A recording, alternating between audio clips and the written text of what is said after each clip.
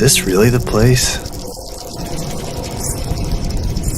Come on, Jimmy, it'll be fun.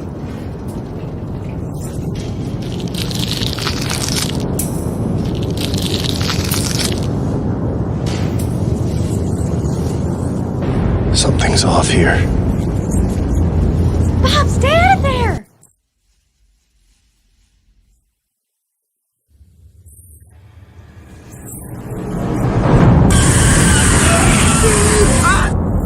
You're crazy! We're all crazy.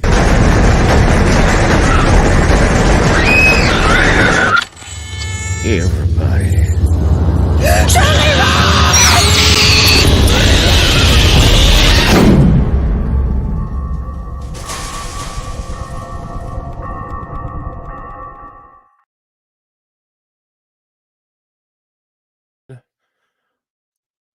Welcome, everyone. Thank you all for tuning in to the Sawyer Massacre Indiegogo live stream. It is the final day of our Indiegogo campaign, and we are so excited to chat with you today. We're going to have some awesome guests, and we're just going to have some fun. And how about that teaser, huh? How about that teaser? We made that teaser over quite a different few periods of time, actually, believe it or not. The most recent incarnation, though, most recent footage we shot was back in January and in Texas, and it snowed in Texas that day. So we had to film inside in Texas, unfortunately, but we made it work. It actually, I think it worked to our advantage. So that is our teaser trailer. You might meet some of the cast tonight. That would be pretty cool. And it's our very last day of our Indiegogo campaign. We are more than 2/3 towards hitting our goal right now. We're very excited about that. We're hoping we can hit our goal because if we hit our goal, our campaign goes in demand and we can keep raising money and make the best possible Texas Chainsaw Massacre fan film we possibly can. So a couple things I want to talk about as far as our Indiegogo campaign goes. Tomorrow night, we're having another live stream that live stream is going to be Chainsaw Trivia. So with that, there's a perk in our Indiegogo campaign called Chainsaw Trivia. If you get that perk, it's $15 Canadian. It's not very much. I think it's like $12 US. You get that perk, and then you get to be a contestant in Chainsaw Trivia. And the winner of Chainsaw Trivia will win the screen-used chainsaw that you just saw in that teaser trailer just a few seconds ago, really. Will win that screen-used chainsaw. And it'll be signed by our very own Leatherface. How about that? Just $15 to enter that. And that will be tomorrow night at 7 p.m. Pacific time. So that'll be a lot of fun. So yeah, get that perk. Even if you're just thinking to get the special thanks, that perk comes with the special thanks as well.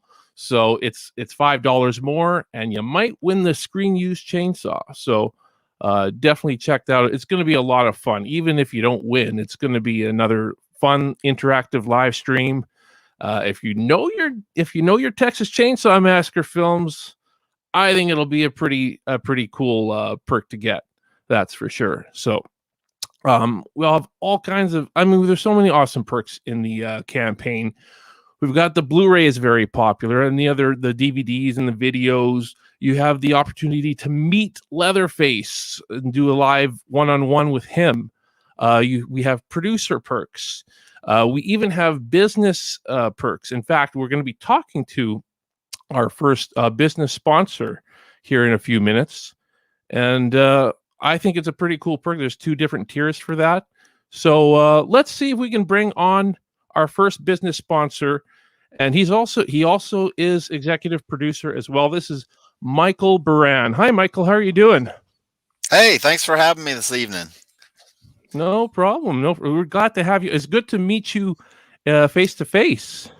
Finally, yeah, right. In this day and age, this is face to face sometimes. This is, I know, especially over the last year and a half or so, right? Absolutely. Yeah. So tell us a little bit about your business, Wildlife Command Center, right? Right. Yeah. So I run a company called Wildlife Command Center. We rescue people from wild animals every day. That's the mainstay of the company. I've got 5 divisions. One of the divisions is Wildlife Command Center Movie Animals, where we train animals for film. And we also do a lot of pictorial photo shoots. We do commercials, just about anything. We've even done live theatricals with some of the animals, just depending on what folks want. But the mainstay of what makes my business run is Wildlife Command Center, rescuing people from wild animals day in, day out. Oh wow, that sounds like quite an adventure for sure. It is never boring. That is for sure. I mean, every day it's something new, and right when I think I have seen it all, something new comes along. And it's normally the people.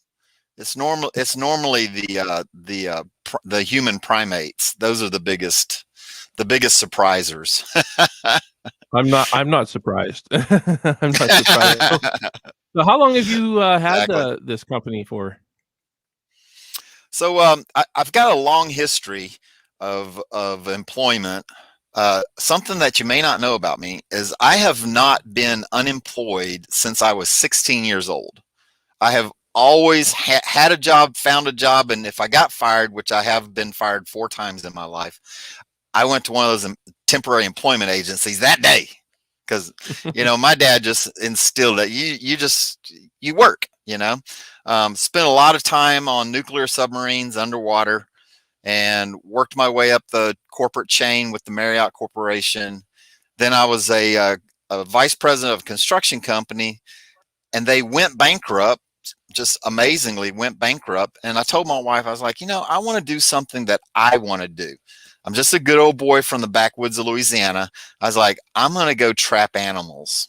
And she threw a shoe at me.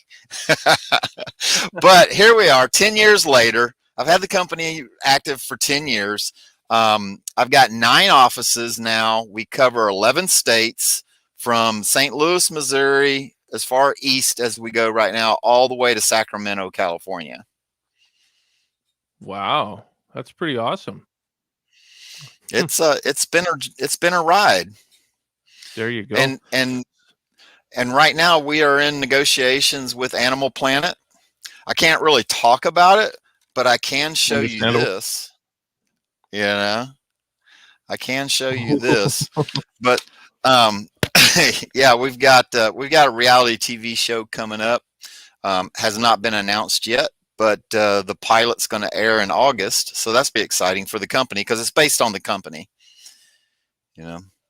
Very exciting, very exciting.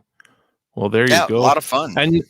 And so you've also had a lot of film experience too. In fact, I believe you have some film experience in the Texas Chainsaw Massacre universe. Yeah, I do. Actually, I'm tied in 2 different ways. I did a lot of work. I did a lot of work on the Texas Chainsaw Massacre 3D, which it was named something different when we filmed it. It was something Return of Leatherface, I think was the name of it, or maybe it was just Leatherface. But then by the time it hit the theaters, it was Texas Chainsaw Massacre 3D. It was very interesting on that because that picks up from the grandchildren. That's been several generations, and so they're returning back. It was a lot of fun. That was a big production. That was a big production on with a big set, and I really love the camaraderie on a really big set. I really love the fact that you get on there and everyone is so competent. Like, those people are really struggling to keep their jobs, and they just don't mess up, you know. So it was a lot of fun. It was a lot of fun filming Texas Chainsaw Massacre 3D. And then recently, I was down in Temple, Texas, filming Butcher's Bluff, and I actually got to go and eat barbecue over at the Sawyer house where they filmed the original. You know, it's now a barbecue joint, which has incredible brisket. Yeah, it was pretty. So I've been around with the Texas Chainsaw Massacre. That's why when I saw the Indiegogo pop up, I was like, I need to get involved with that. That's awesome. So you always been a fan of the Texas Chainsaw Massacre then? Well, who doesn't like raw violence and blood and guts, you know? There you go. so I'm not a scholar on Texas Chainsaw Massacre, but you know, it is an 80s hacker slasher, and of course, you know, when it first came out, you know, I was a teenager, so I had to go see, you know, so it's one of those things. It's nostalgic. How's that? There you go. I wasn't even born when the original came out. I wasn't born until 1980, so I didn't see it until I was probably 12. And so I mean, there's a lot of history there with that film for me as well. But yeah, I didn't get to go see it when it first came out or nothing like that. But yeah, so that's awesome. And you have other experience film industry, right? Yeah, so I am an actor, and I dabble in it where it's appropriate. I love those really easy parts where I can just kind of be pretty close to who I am, you know. Of course, you know, I've got a big company, and I run this, and so sometimes I get parts, and that actually becomes my vacation. Going somewhere and being on set for a couple of days it ends up being a vacation from the business. So I like it like that. I get involved. You know, I'm a business guy, and so I start talking business, and I usually get involved on the business side of films. I'm involved in a bunch of films from the production side. And then, of course, you know, we train the animals, so we've got a lot of films where we've had the animals in them. And same thing, I usually work the set, start talking, you know, ends up talking business, and they're like, hey, come talk to me about this, and one thing leads to another. I get really involved in the films like that. And then, you know, I deal with animals every day, so I've got a lot of TV programs that have contacted me through the years and said, hey, we need an animal expert. You really don't have to do anything. We just need you on set to make sure that everything is right, that things are being said right, that we're treating the animals right, that we can set up the traps right, and they just need an animal expert. And so I've been called in on 2 major productions. One of them is called Billy the Exterminator. It was an A&E show, ran 6 seasons. And then the other one was Call of the Wild Man, it ran 5 seasons. And so I've been involved with both those projects. Very cool. Yeah, working with animals in film, I don't have a ton of experience with it. It's always been kind of a rule here that you never work with, never have children or animals in your film because it's hard. Yeah. Although I am very good, I'm good with kids though, so I've never been afraid of having kids on my set. I've been good with working with kids, but animals. I worked on one set that supposedly had a trained dog, and man, that trained dog definitely cost him at least a couple hours. Yeah, you know, a lot of times. So I try to set up really good expectations. Like, you know, I let folks know, look, these things don't have a lot of cognitive thought processing, and they certainly don't know their lines, and they've got no idea what the script is. And so keep the cameras rolling. That's rule number 1. Just roll the camera and pick up everything, and you can chop stuff up in post. I was like, but here's what I think the animal's going to do. This is what the script says. This is what you asked me to do. This is what I think the animal's going to do. Probably one of the hardest jobs that I had was on WGN had a program called Salem. I'm not sure if it's still rolling or not yet, but they had these witches, and they had this big, huge toad, and they wanted to transform the toad into an owl, and then they want the owl to fly out the window and make a left-hand turn and then fly half a mile down a dirt road with 6 horses chasing it. Okay. And it was a challenge. Amazingly, we got that all filmed in 2 hours in 3 takes. And Wow. and it was all about keep the cameras rolling. Here's what I think's going to happen. If you get it on film, fix it in post, you know. Yeah, that makes It sense. worked. Yeah. There you go. Mm-hmm. Very good. I like all that. That's great, man. That's great. So that's everybody. That's Michael Baran. He's the owner of Wildlife Command Center. He is our first sponsor. You can be a sponsor too. He's our executive producer, one of our executive producers, and he's going to also be Leatherface for one of the kills in the movie. So that's very exciting to have you. Thank you for joining us, Michael. Appreciate it. Awesome. So that's Michael, everybody. Just a reminder, you guys can get those types of perks too. There's 2 different tier levels for the business sponsorship perks. There's a cheaper one that just gets your logo to appear somewhere in the movie. And then there's another one where you can be executive producer and have your logo featured in the opening company credits as well. That one's a little bit pricier, but it's great advertising for your business if you are a business owner. So let's move along here. We'll get our next producer up on here now. We've got John Evans, who just recently became an associate producer. He got the associate producer perk, and I have also been a guest on his podcast, as well as our Leatherface actor has been a guest on his podcast. So nice to meet you. Nice to see you again, John. I've met you already. I shouldn't say nice to meet you, but everybody, this is John Evans of the Behind the Fiends podcast. How you doing, John? John, you're on mute. If you could unmute your mic, please. John has got his mic muted. There we go. Can you hear me? There we go. We can hear you now. Sorry about that. Thank you, Angela. Hello, hi, everybody. Nice to see you again, Steve. How you doing? Not too bad. So, how did you come across the Sawyer Massacre, Indiegogo, and all that wonderful stuff? So I am a huge horror nerd at heart, and I'm always in the news looking for what's the new thing out there that's going to possibly take the world by storm as far as in horror genre. And you popped up on Bloody Disgusting, which I have the app on my phone, and I was like, wow, this guy seems like he's doing it right. So I went to your Indiegogo, and from there we struck up conversations and kind of gained a friendship out of it. And I've just been, it's been an honor and a pleasure to help contribute to this, to make it a reality.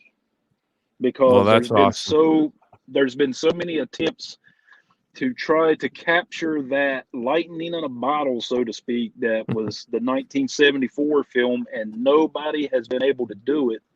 But you, Steve, I feel, have that Toby Hooper magic that can. Well, I hope so. I don't know if I can I don't think I can recapture that same magic, but I think we can recapture some magic and maybe a little bit of that lightning that was that struck the bottle from the original. We'll see if we can capture a little bit of that lightning, but at the same time, I know that that truly was a lightning in a bottle kind of a film.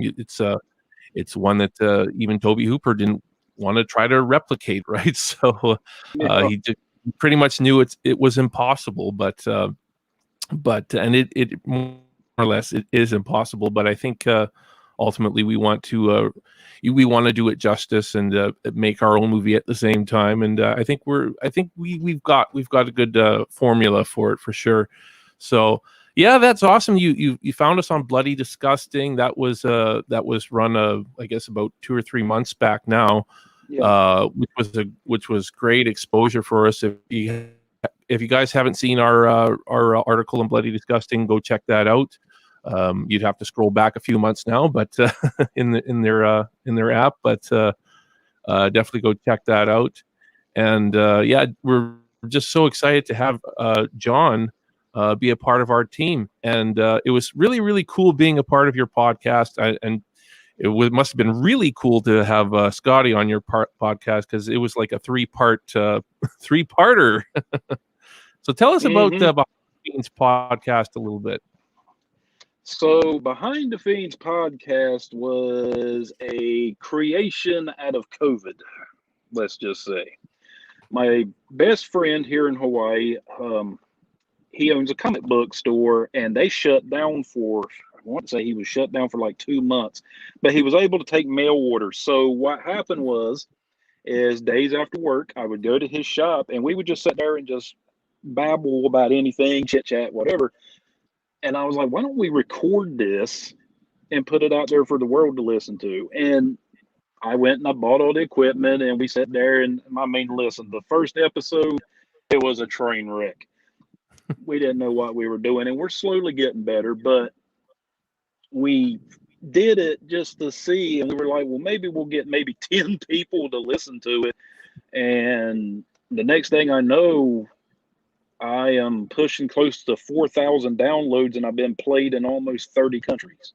So wow. It's like, okay, what do I do with this now?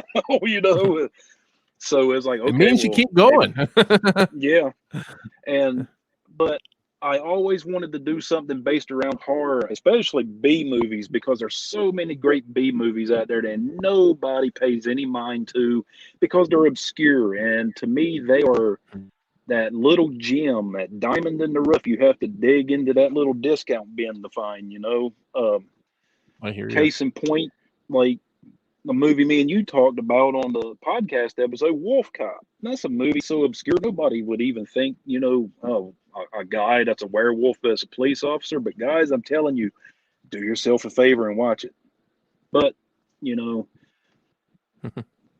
I get it. It gave me a voice too, as far as the podcast. It allowed me to share things I love with the world. And that felt good to me. I've gotten emails from people saying that Mondays and Wednesdays are like their 2 favorite days because I bring a smile to their face. And I don't need to be a millionaire to know that I might, in some little way, make somebody's day better. That's all that matters to me. That's my riches. I love hearing that. It's great when you're doing it because you're passionate about it. It's kind of like me with my YouTube channel. I've had the YouTube channel for years, and only because of doing this fan film, I started, making myself more public. I am a little bit more of an introverted person, in case some of you didn't know. And so when I started doing little live stuff on there, I started doing little live stuff on my YouTube channel just to try to promote the film. And then I'd get people in the chat, and then be like, okay, let's chat. Let's talk about this stuff. And it was just a lot of fun, and I just felt like I gotta do a live stream. I gotta do something where I can get some, because I've got all this stuff that I want to talk about with somebody, and I really only have my wife to talk about here, and she's not the biggest horror fan of all time. She likes a few things here and there, but it's not something I can really geek out over, I guess, is the best type of term I could come up with. But so it's great that I can do my live stream and just and do that, and then go on podcasts, and like with your podcast and a few other podcasts I've done that were a lot of fun, and just talk about the film and talk about other films, and so many wonderful things to talk about in the horror universe. So thank you so much, John. You have definitely been a great person to connect with, and we look forward to chatting with you more, working with you more. Does anybody have any questions for John on his podcast? Where can they find your podcast, by the way? Podcast is on Spotify, iTunes, Amazon Music, Stitcher, iHeartRadio. It's on all the streaming platforms. Now, if you don't have a membership to any of those streaming platforms, you can just go directly to my Buzzsprout webpage, and you can just go to every one of the episodes and listen to them for free. Oh, wow. And it's buzzsprout.com/behindthefiends. Make sure you all check that out. And you can follow on Instagram as well. Are you on Twitter and Facebook as well? Twitter is at BT Fiends. Facebook, I don't much mess with. I have a personal page on there that you and Scotty are friends with me on. That's John Evans, if anybody's interested. God knows how many of those are out there. And then my Instagram is BT Fiends Podcast _official. There you go. Oh, we got a question from Kristen Spencer. John, what is your favorite horror movie? So, okay. That's a good question. Because I have two. 1941 Lon Chaney Jr., The Wolfman, and Good one. 1974 Toby Hooper's Texas Chainsaw Massacre. And it's hard for me to pick between them, so I just say they're tied for first place. The thing about the Wolfman that always got me was how Jack Pierce, if nobody knows who Jack Pierce is one of the greatest makeup men to have ever lived. And you got his Frankenstein makeup, Bride of Frankenstein, all that. The way the makeup, the design for the Wolfman itself just blew me away for that time period. And then with Texas Chainsaw Massacre, guys, you just had to read the backstory of everything the production crew went through to make that film, to say that, like me and Steve have said, that they went through actual hell is putting it lightly. That was a movie that should have failed a million times over, and it got put out. It made it to the box office. So, yep. If you've never seen the documentary Texas Chainsaw Massacre: A Family Portrait, make sure you watch. I think it's even free on YouTube. Make sure you see that, because the actors talk in pretty good detail about all the wonderful times they had on set during making that film. It's almost like they've got post-traumatic stress disorder from it. I mean, it's in the way they're talking about it. They're kind of like, but I mean, just the acting itself. I mean, all the emotions were authentic, especially if you watch the ending scene when Marilyn Burns is driving away in that pickup truck, and just the way she's got this manic laugh and scream about that was authentic, guys, because she was actually glad that filming was finally over. Yeah, with that particular scene, that was the final thing. Like, they had already shot it, that her in the back of the truck, but I guess something went wrong, and they had to redo it. So she thought she was done filming it, and as they went back to her, she's like getting cleaned off and everything. We didn't get the shot. We got to do it again. So she had nothing left, and she just put it all out there. I got to give her credit. She went through a lot of hell making that film. So it's God rest her soul. She's gone now. But one of the greats for sure. Probably my top scream queen of all time, for sure. So thanks again for coming and chatting with us tonight there, John. It's really great chatting with you. Thank you so much for your support of our film, getting the associate producer, as well as some of the other perks you got. I think you got the Leatherface apron, and you got the Meatmungus meeting with Leatherface. So that was all pretty awesome. That was all.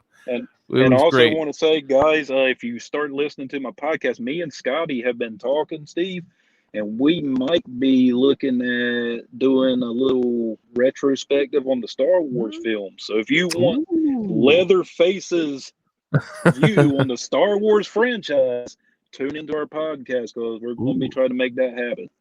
I might have to be a guest on one of those. We'll see. 'Cause, I have a Star Wars poster behind me. As you can see, I'm a bit of a star. I'm not just a horror guy.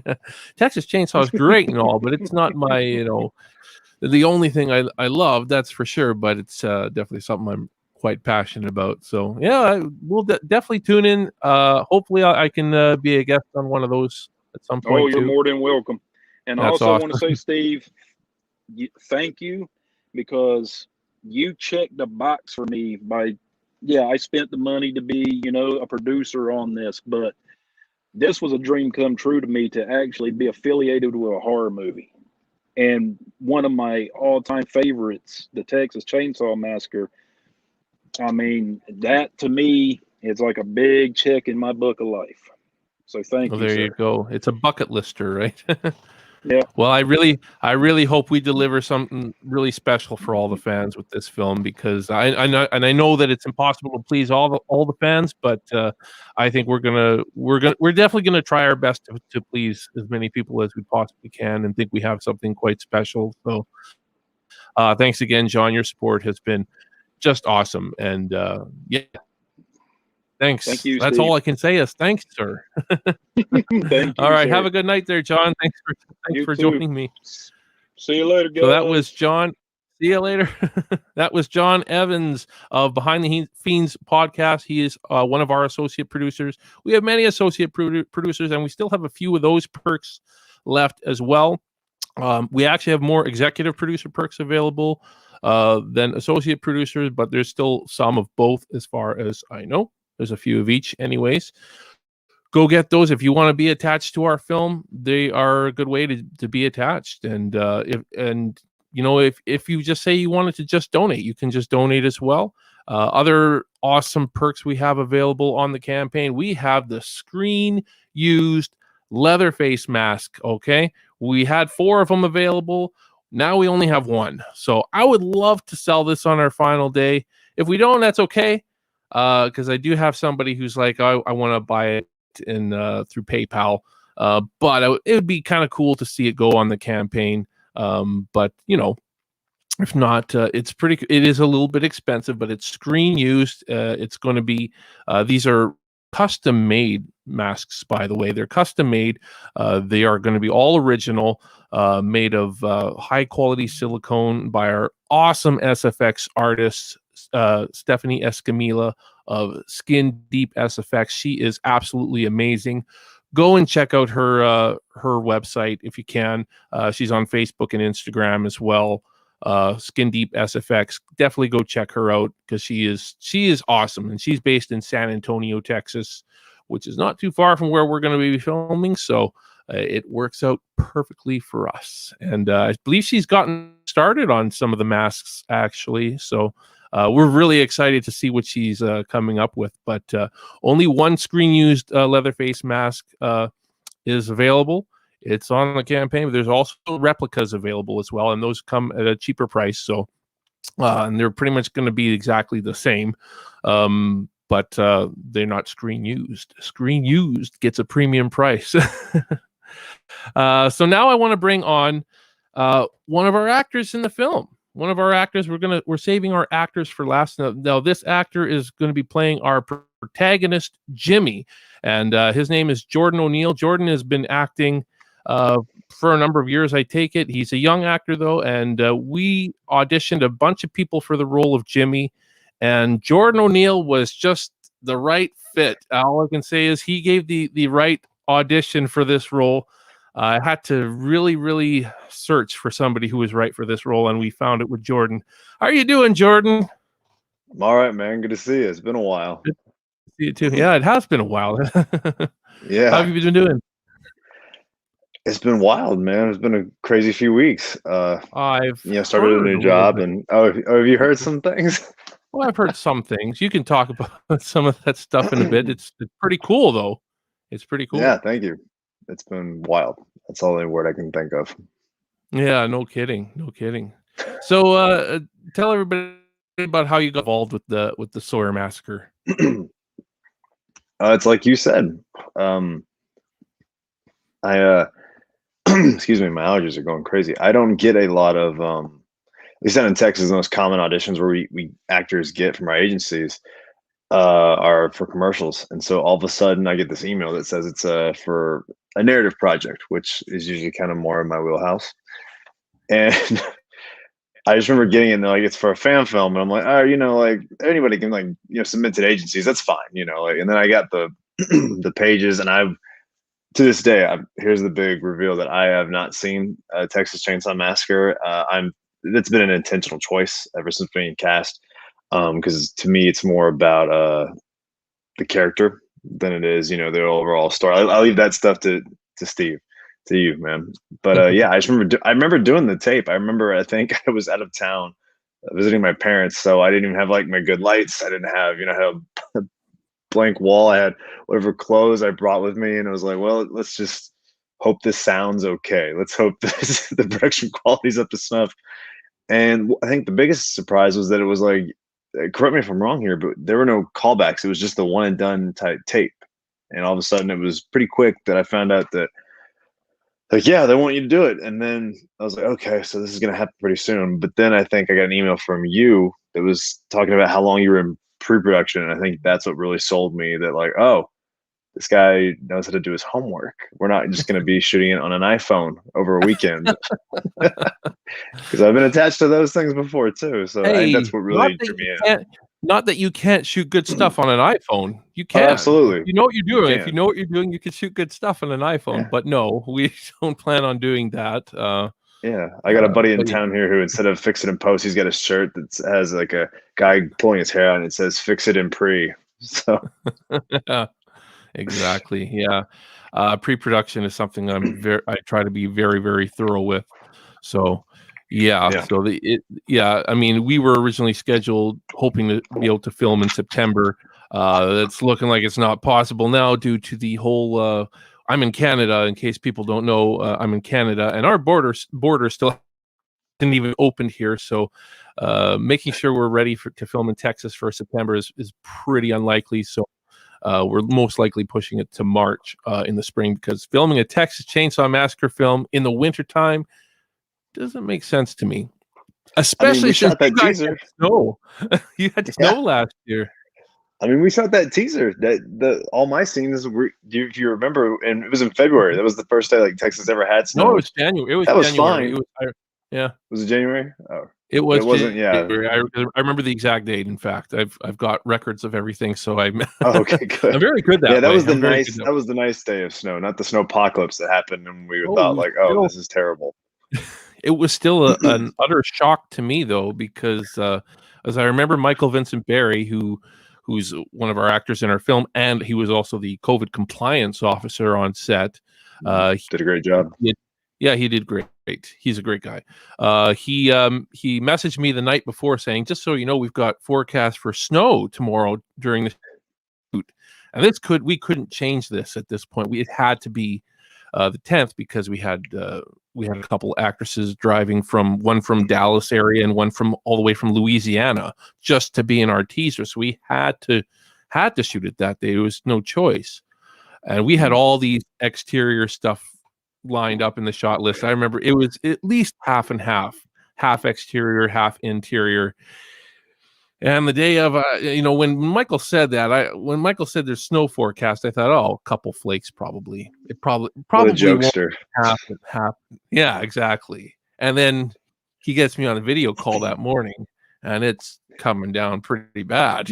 There was, what were your thoughts when you saw that snow? I mean, every time I wasn't filming, I was out in Michael's garage just watching it because I couldn't believe it was happening. It looked like, someone was photoshopping the outside, or like I had been flown in to film something that was not, a 25-minute drive from where I live. It was surreal, I think is the word I'd use for it. Yeah, it was very strange. I did not expect it, that's for sure. But, you guys, I have to say, we all came together. I mean, I was part of it, even though I was here in Canada and directing over video chat of all things. That was a lot of fun. All right, Steve, here's the playback. Yeah, exactly. Yeah. Oh my goodness. And there's nothing you can do. You're pretty much stuck with what we've got. But anyways, hoping it's Maybe all it's a good. sign. Maybe we should do one in the snow. Maybe maybe you got to rewrite the movie to be in winter, man. Maybe it was an omen. I don't know. I don't know. I don't know. It was. A lot would change. I think it was a sign that I shouldn't try to film this in the wintertime. It's just, Oh, that's true. Yeah. Don't try to do it. Don't try to do it because I don't want to be filming that in snow. But I had all these awesome shots planned on the shot list to be exterior, and we had to say scrap this stuff. And I came up with some new stuff on the fly. Like, this is what we got to work with. So let's make it happen. And we were able to make it happen. I thought fairly well. There's maybe a couple things I was like, not the best, but it worked. It worked well enough. But yeah, that I gotta get your feedback on that a little bit. Like, what was that like? Having to see your shot list pretty much thrown out. You were expecting to do this and ending up doing this. I mean, it wasn't really the weather that threw me off. I think the hardest part of it, and I'm glad we did it this way, because vaccines were not really readily available at this time when we were filming that. I mean, it's the fact that, and a spoiler for everybody who's seen the teaser and whatnot, that all of our shots are singles, and what I mean by that is they're also, they're single shots on us, but we are not looking at another actor because we were being COVID compliant. So I'm not talking to anyone really. I'm looking at walls, or I'm looking at, like, I think the sound guy's like shoulder. He's like, let's put her right here, and he's like hugging the camera guy right here. And so he's just like, this is her. She's really scared, man. That's what Steve told us. She's just, you gotta make her feel like it's gonna be okay. So it was definitely it was a challenge you have to rise to. You got to really stretch that imagination a little more than would be necessary, I think, if you had the other pair of eyes to kind of feed off of. Yeah, you definitely came through. That's for sure. I mean, it was tough to do that. It's tough to act to nobody, right? To react to nobody's response, and you guys made it work. You guys definitely made it work, and I can only imagine what that would have been like. But that's how we had to do it during COVID. Do what you got to do. It was great. Now let's hear about what's that, Steve. We just got a donation. We've got our number 85th backer. Will you check your stats over there, sir, and give a shout out live? We're now at $6,651 with 85 backers. All right, 57%. Let's go. Let's. And I know we missed a question earlier, but I'm gonna. What was your favorite movie, Jordan? Was the question? What was your favorite movie? So I mean, I got kind of like a running top 3. And they're always kind of like, Gladiator is always up there and whatnot. But here, actually, I've got a prop I can show you here. This is the movie that got me into. I went to film school as well, and so I mean, you can tell I'm a little obsessed with a certain. That is an original poster right there. I mean, ignore all the other movies on the shelf, but yeah. So we have to go with that, and I'm talking about the OG, not the newest one where the director clearly just hates dinosaurs. I've never seen a guy who hates dinosaurs make a dinosaur movie before until that last one. But yeah, Jurassic Park, I think, stunned me as a kid. That's when and then my parents told me, like, yeah, like adults got paid to make that. And I'm like, what? That was my favorite ride as a kid. That T-Rex at the amusement park. Yeah. I love it. Yeah. So, I mean, there's really, it's always got a dear place in my heart. Thank you for that question, awesome, Christian. So it looks like we Michael Brandt, who we just had on the show, he just got another business sponsorship perks. So now we're going to have to double down on his business. We're going to be doubling down. His logo will be featured in the film and the opening credits of the film and the end credits of the film as well, actually. Because that came with thank you, Michael. That's awesome. That number just refreshed for me. There you go. Yeah, thank you, man. That's awesome. Awesome. I was going to ask you something else there, Jordan. What was it? Oh, yes, you got some interesting news regarding some acting and film projects of your own. Why don't you tell everybody about that a little bit? Yeah.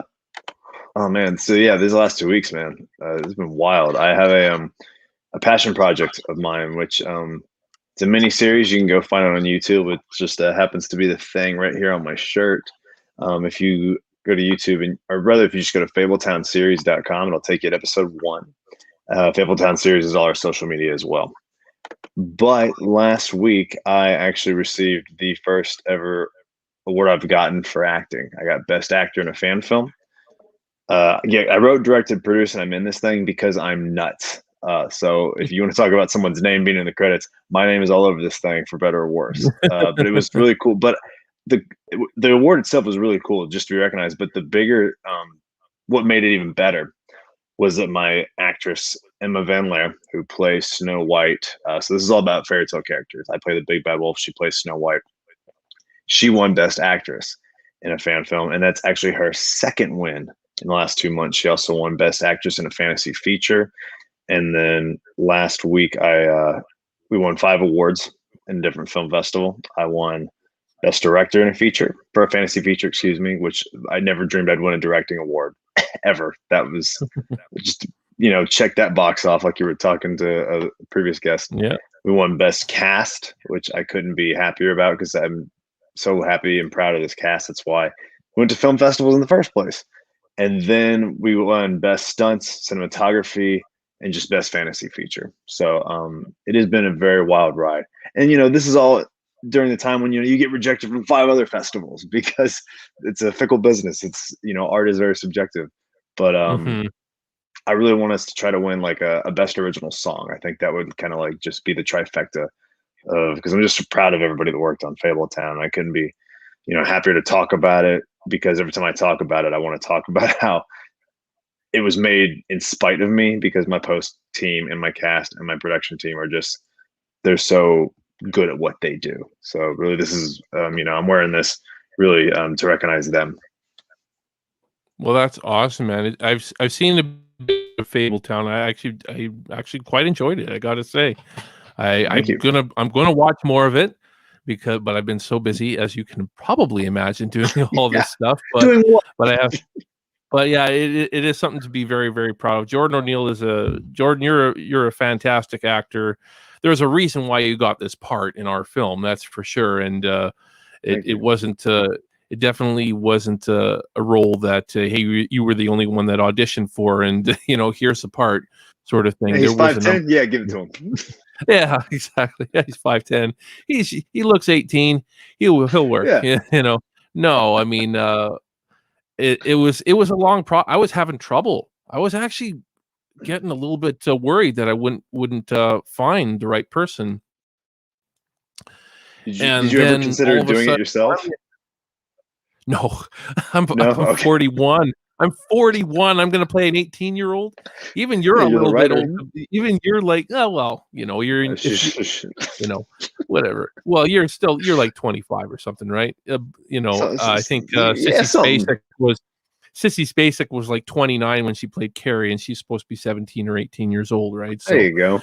Yeah. It happens all the time. You usually get that rather than a 12-year-old playing an 18-year-old, right? You don't see that very often. It's always cast older or younger. Yeah. Yeah. How many? But if you don't mind me asking, say that it can't happen. But yeah. How many Jimmys did you go through? I was just curious. I didn't know. This is news to me. That's why I'm asking. It was a long process. I had no idea.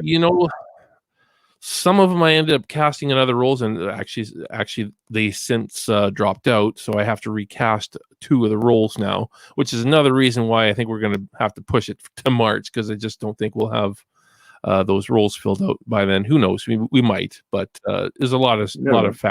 But oh yeah, that's not the only factor. Locations too. There's a lot of factors. Sure. But what was I saying again? Oh yeah, we went through so many auditions, and I was working with a casting director and getting her opinion and on who works, because she has all kinds of acting experience, and it was just nobody was fitting. You just couldn't find somebody that was capturing that the right. I don't want to say anything without spoiling the movie, but there was a certain sort of body language I was looking for, a certain sort of facial expression.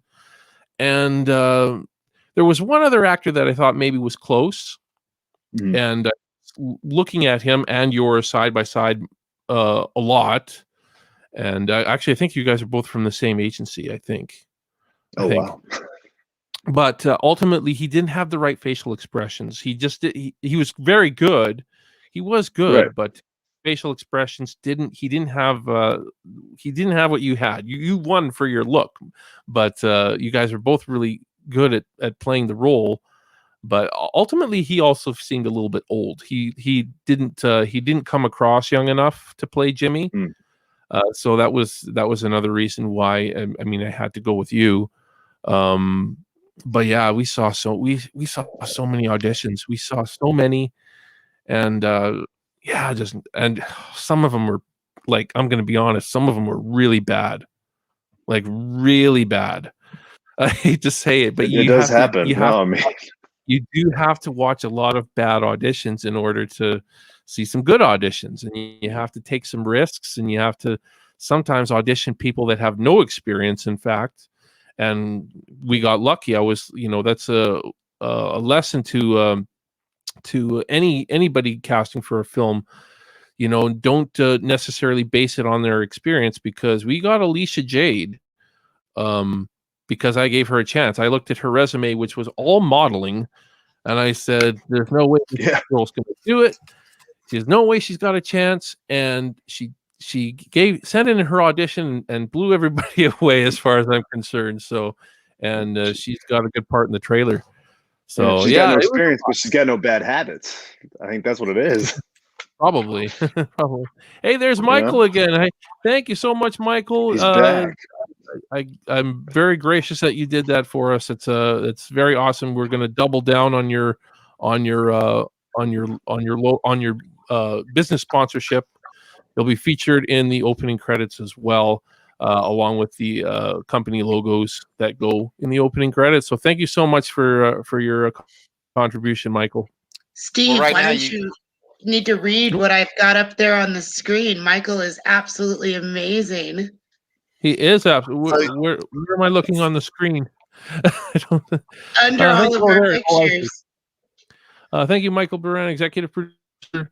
Michael will match all donations up to $1,000 total. Grab your perk now. Let's go. Thank you, Michael. Did you hear that, folks? Michael will match it. If we have a chance to get this campaign in demand, Michael's definitely going to be a big supporter. So we need your guys' help.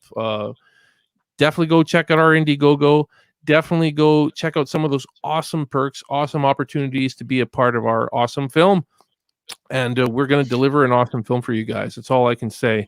And well, a lot of people that really haven't been involved in Indiegogo campaigns may not really understand how important meeting that in demand is, especially with a project like this. Being able to raise funds after the project without having to create another campaign is just huge. Yeah. And so what we got, 6-7 hours left. Dig in your pockets, $25 here, $25 there. Spend my $1,000 by donating your $25. There you go. I love it. And now's the time to do it. Now's the time to do it. Now is definitely the time to do it. Yes. Now is as someone who didn't do great on their Indiegogos, he's right. Yeah. Right. Oh man, this is our third Indiegogo for this film. We've raised close to $30,000. I think we probably have raised $30,000 now. But films cost money, guys. And Indiegogo takes a percentage of that. So people got to realize that. It would be different if I was shooting this film locally here in Canada, where I have resources, a ton of resources and all that stuff. I could make it for fairly cheap here. But Canada, it doesn't look like Texas, guys. And I've heard this from a lot of people. Why don't you just shoot there in Canada? It doesn't look like Texas. And I don't have access to as many great actors here in Canada. I'm going to be honest with you. I'd have to go to Vancouver, if anywhere, to get those actors. And they ain't cheap.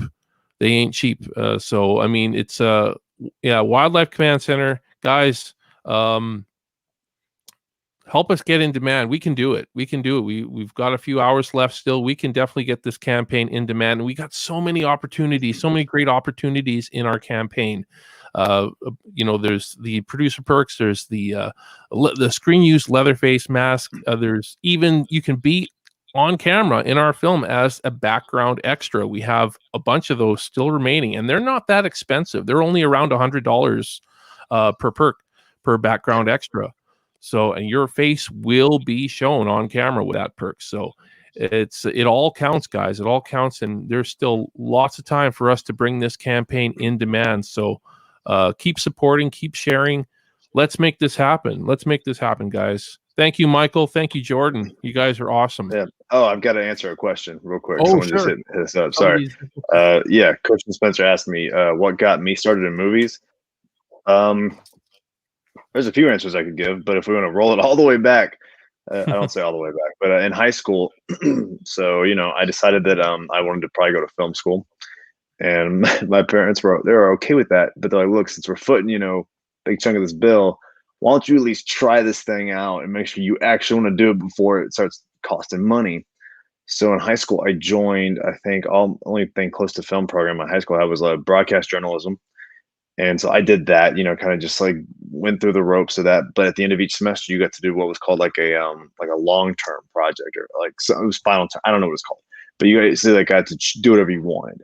So the first, it was like a mini DV tape and a camera. I had no mics. I was an actor in that before I knew how to act, to be quite honest. He was my buddy as the other guy, and made a little short that was less than 5 minutes, but it ended up winning an award at a community college film festival in Houston. So I was like, okay, maybe I do have kind of a not so much a knack for, but maybe maybe this is something I could do and maybe make a little money at someday. We're still working on that second part, but I think that's what it, Well, it yeah. was. And I just I've always wanted to. I acted in plays as a kid, and I finally decided to pursue it professionally once I got out of college, and been doing it ever since. That's awesome. That's really good. Looks like we've got a couple new contributions. John Evans. John Evans got a copy of the script. Oh, man. One more.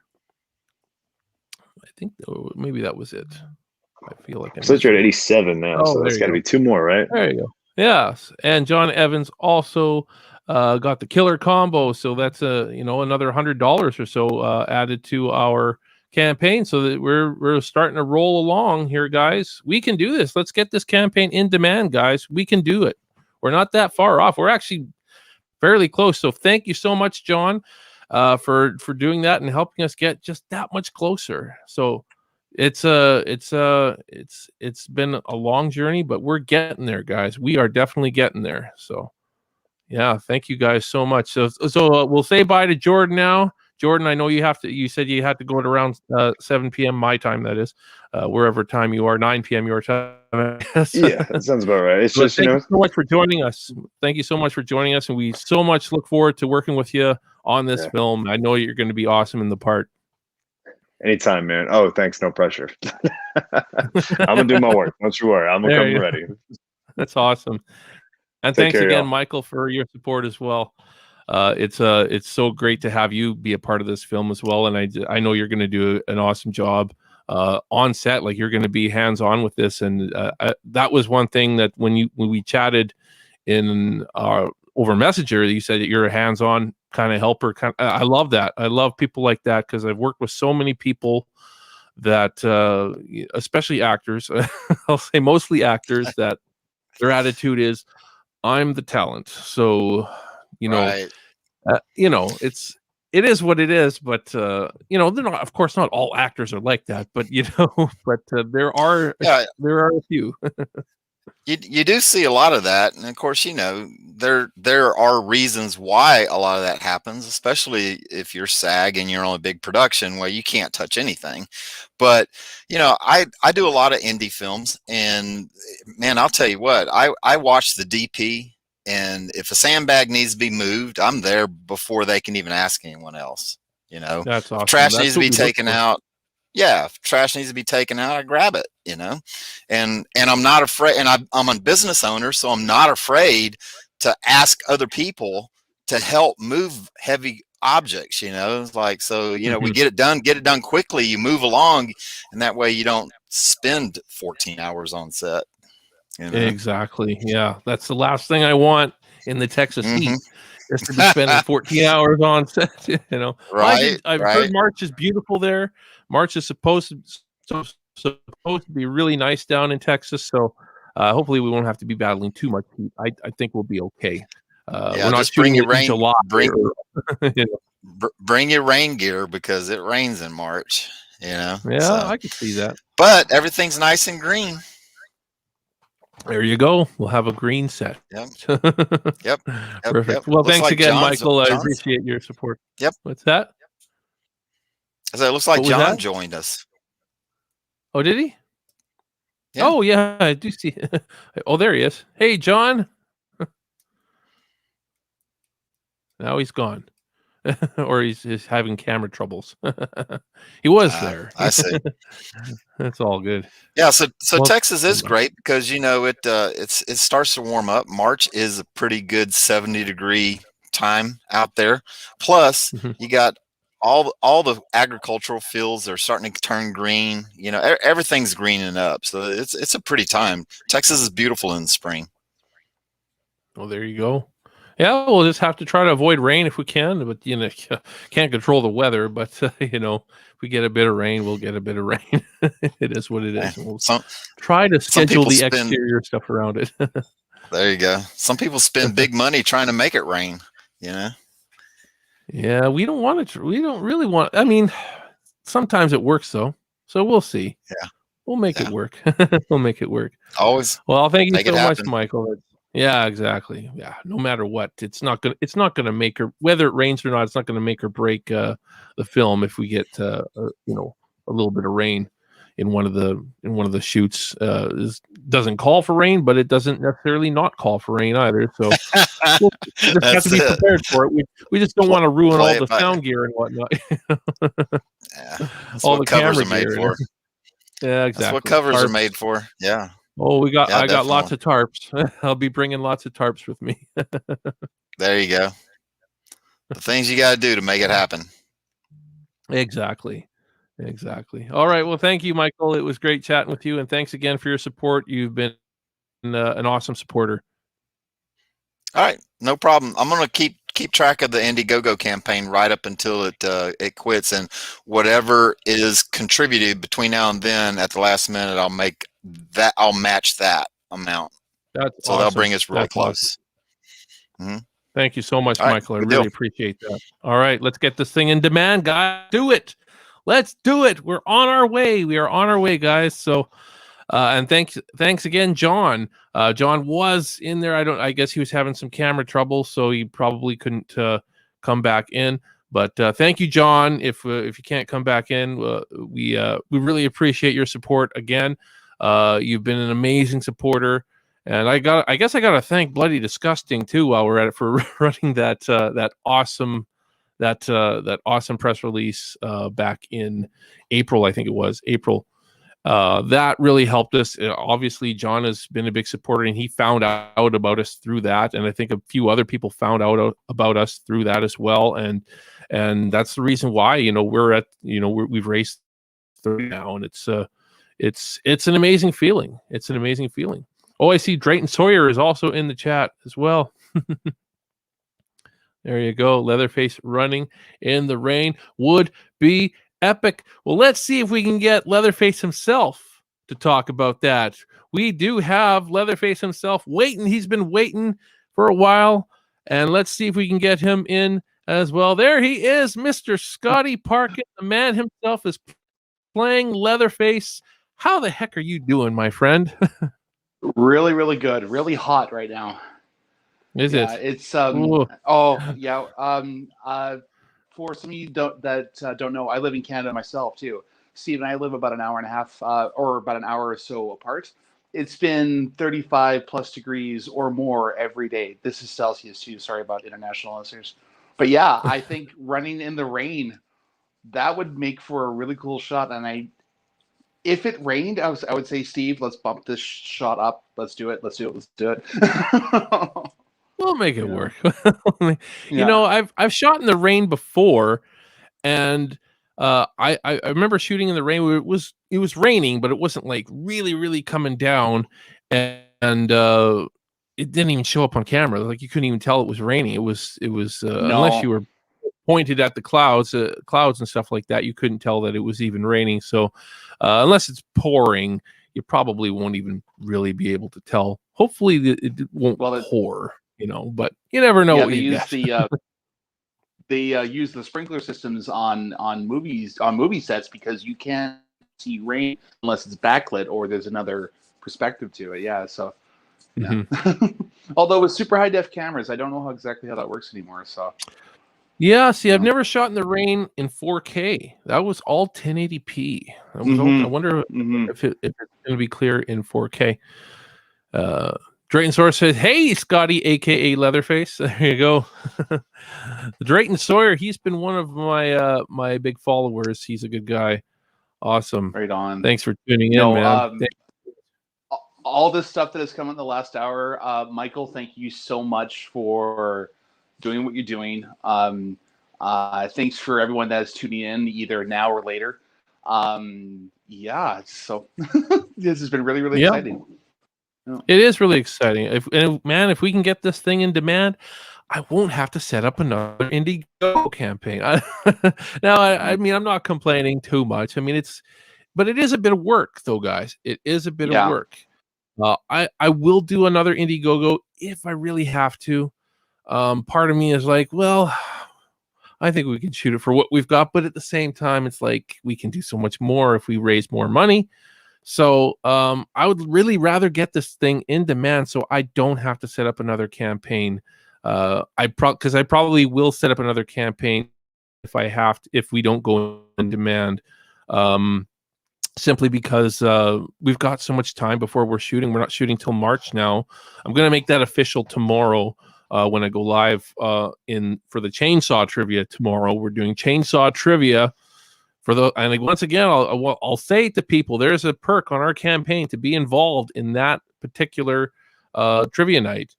It's only $15 Canadian. It's only $15, and you can win the screen use chainsaw that Scotty himself was using in our teaser trailer. You're going to miss that chainsaw, Scotty. I think you're going to miss it, but somebody's going to win it in chainsaw trivia tomorrow. So if you know your Texas Chainsaw Massacre, if you know Texas Chainsaw Massacre as well as I do, or as well as some other people do, you could win it because that's how it's going to work. Somebody will win it. So, but get that perk. It's only $15, right? Anyway, Scotty, tell us how you got involved in the film. Tell everybody's dying to know how you met me and how all of a sudden you were asked to play a crazed killer. I was doing a theatrical production of Tommy, the musical that was written by The Who, and a friend of mine, John Van Dyke, and he said, "Hey Scott, what are you doing after this project?" And I said, "Nothing really." He says, "I got this guy I want you to call." So I'm like, "Okay." So I give Steve a call, knowing nothing about the project. And I had heard some stuff being filmed in the area, but it was something completely different. So Steve said, "Hey, I have this Texas Chainsaw Massacre fan film that I've been working on, and we want to shoot basically a teaser proof of concept trailer." Now, if you go way back on this YouTube page, you can find it with all these day players. I'd met so many people. We had you had all these shot lists, and I had, I think I did it. I came up and met you guys the night after we wrapped the play. We filmed the next morning. It was late September. It was about 18 degrees out Celsius in Canada, and there was snow in the mountains. We find this great house. So I basically pull up. It's his farm, and I'm like, "Okay, so ready to go." I meet you. You're like, "All right, get ready." So I'm like, "Okay." So I get all dirtied up and get my costume on, and you just start hucking blood at me and everything.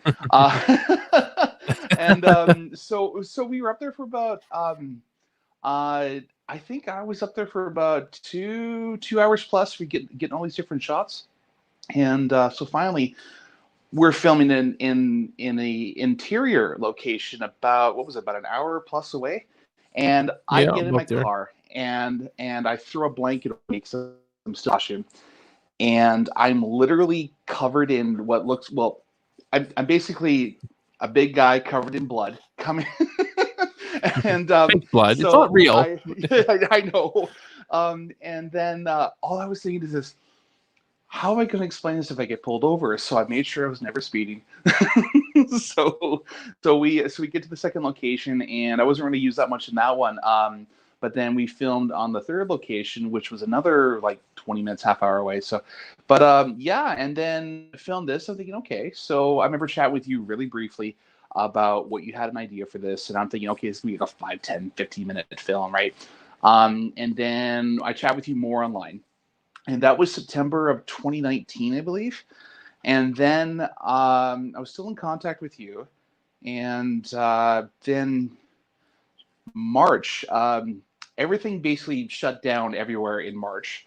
And about a week or two in, you give me a call and you said, we're doing the film and I want you to be Leatherface. And I'm like, cool, I'm in. I don't care. I'm in. So, and then you were telling me more and more about it and what you wanted to do with the script. You sent me the script. I read it and I'm like, holy cow. So, and so that was March or so in 2020, and I've been involved ever since. And so getting involved was I didn't even have to audition. I just had to show up, and you took one look at me. Like I'm pushing 6'6", 6'7" or so. I weigh 400 pounds. So you're massive. Because compared to Nika, who's also in the film too, she weighs maybe $105, and she's what, 5'2", and she's pretty small. And I'm 4 times her size, and you see it in the shot too. Actually, at the opening of the stream, how just my hands compared to her face. And my wife is also 5'2", and there's a huge size difference between us two. So, you know, it was that shot with you and Nika that ultimately made me decide to go with you as Leatherface. Because I was hesitant because of who the kind of person you are, the kind of actor you are, being theater trained and all that kind of stuff at first. But every time I looked at that footage of that particular scene, something said this guy's got the right sort of body language. It was a body language thing. The way you were handling that scene with Nika, which I know was kind of an uncomfortable thing. it was. Giving, I just met this young lady, and I had to manhandle her. It was rope her, and she was only 16 at the time. She's 18 now, but yeah, I mean it's tough. It looks like we had another backer. We had Angela Joseph got a T-shirt. So there you go. That's another backer we have. So let's get some more backers. Remember, Michael Brand is going to match everything up to $1,000. So let's see if we can get this campaign in demand, guys. We can do it. We're doing great, guys. We are doing great. Keep sharing. If you've already backed the campaign and you can't back anymore, we totally understand, but share it. We've only got a few hours left, and we want to make sure we get this campaign in demand. And then you'll get to see Scotty Parkin play Leatherface. Looks like we do have. Oh my goodness, John Evans, you are too kind. John Evans got the family portrait. He is our next backer. That is actually that is a really cool perk. I just want to say that. I don't think people realize just how great that perk actually is. And John's only the second person to get that perk. I love that perk because it's going to be very unique to our film. It's going to feature all of the actors in the Sawyer family, including you, Scotty, Leatherface. We're going to set up a day or maybe do it on set where we get all those actors that are in the Sawyer family to take a picture. You guys will all sign the photo, and the interesting thing about it is I can tell you this is maybe considered slight spoilery. I don't know. So cover your ears if you don't want to hear this, but there are no scenes in the entire film where all of the Sawyer members are in it together, where all of them are in it together. So this photo shoot is unique to that. This photo shoot will be the only thing from our film where all the members of the Sawyer family are together. And I think that is so, so cool. And so thank you once again, John Evans, for getting that perk. John, you've been an awesome supporter. You're getting us just that much closer to reaching our campaign goal. Let's hit that goal, guys. We're so close. We're not that far off. Let's do it. We can definitely do it. Hi. Hi, Angela. I'm over here offering free things for like the next backer. So Steve, John also gets a bonus perk of your choosing for getting that Sawyer family portrait and being the number 89th backer. Awesome. So that I get to choose the perk that he gets? Yes. For his bonus. So here's your bonus perk there, John. I'm gonna let you choose between one of two things. You can actually have your name mentioned in the film, or you can have your picture film. You get to choose. That'll be your bonus perk. And then you also have a bonus perk due to Michael Baran. Okay. I don't mind doing that for a guy like that. That's for sure. I'll have to think about what to. Thank you, sir. Yes. There you go. So thank you guys so much again for your support. Michael Baran, we'll talk. We'll get you. Yeah, we'll definitely get some cool bonus stuff. I have to think of what to, I mean, he's donated so much already, so I gotta think of something good for him. I'll see if I can come up with a good perk for him by the end of this. But yeah, there you go. So what were we talking about, Scotty? We were talking about the film experience. Okay, so that was your first trailer experience. Was shooting in late September of 2019, which was I remember that very scrambly. We had just at that time, I think a couple days before, I had received the voiceover cameo from John Dugan. In case you guys don't know, John Dugan played Grandpa in the original. Grandpa is a big part of our film. Our film is set 8 years before the original. So in my mind, I didn't want to have Grandpa be exactly the same as he was in the original. It felt like it didn't make a lot of sense to try to recreate the shock, that shock that Grandpa's alive, he's sucking her finger. So I wanted to do Grandpa a little bit differently. And I thought 8 years before, I bet Grandpa could talk. So I reached out to John Dugan to see if he would do it. And the guy was nice enough to do it. Of course, I did have to pay him because he is a working actor and he wants to get paid. But he was like, "Yeah, I'll do it." And it was just a voiceover. And but it's Grandpa talking for the very first time ever in a Texas Chainsaw Massacre, and it's the original Grandpa himself. How cool is that? But yeah, so I just think that's really a little cool story. I don't know how many people realize that is John Dugan's voice you hear in our teaser trailer. I think it's something very, very special. It's something that not a lot of people can say. It's horror history. I think it's horror history. Maybe I'm wrong. I don't know, but yeah, I think it's horror history in my opinion. So hey, where did Scotty go? We lost Scotty. We lost Scotty. Oh boy, we lost Scotty. That's okay. That is all of our guests. So do we have any questions? Oh, there he is. Scotty's back now. Sorry. Okay, there he is. I've been having trouble with my Wi-Fi. Oh yeah, you know what? I have too. We had. Was it John? No, it was a different. It was that podcast the other day that you and I were on. We were both on. That my Wi-Fi just died, or we had a power outage. It was actually. like it was like 10 minutes to you text me like, I'm gonna be late. I'm like, okay. So Yes. yeah, that was Christian Spencer, that was a lot of fun. yeah. Yep.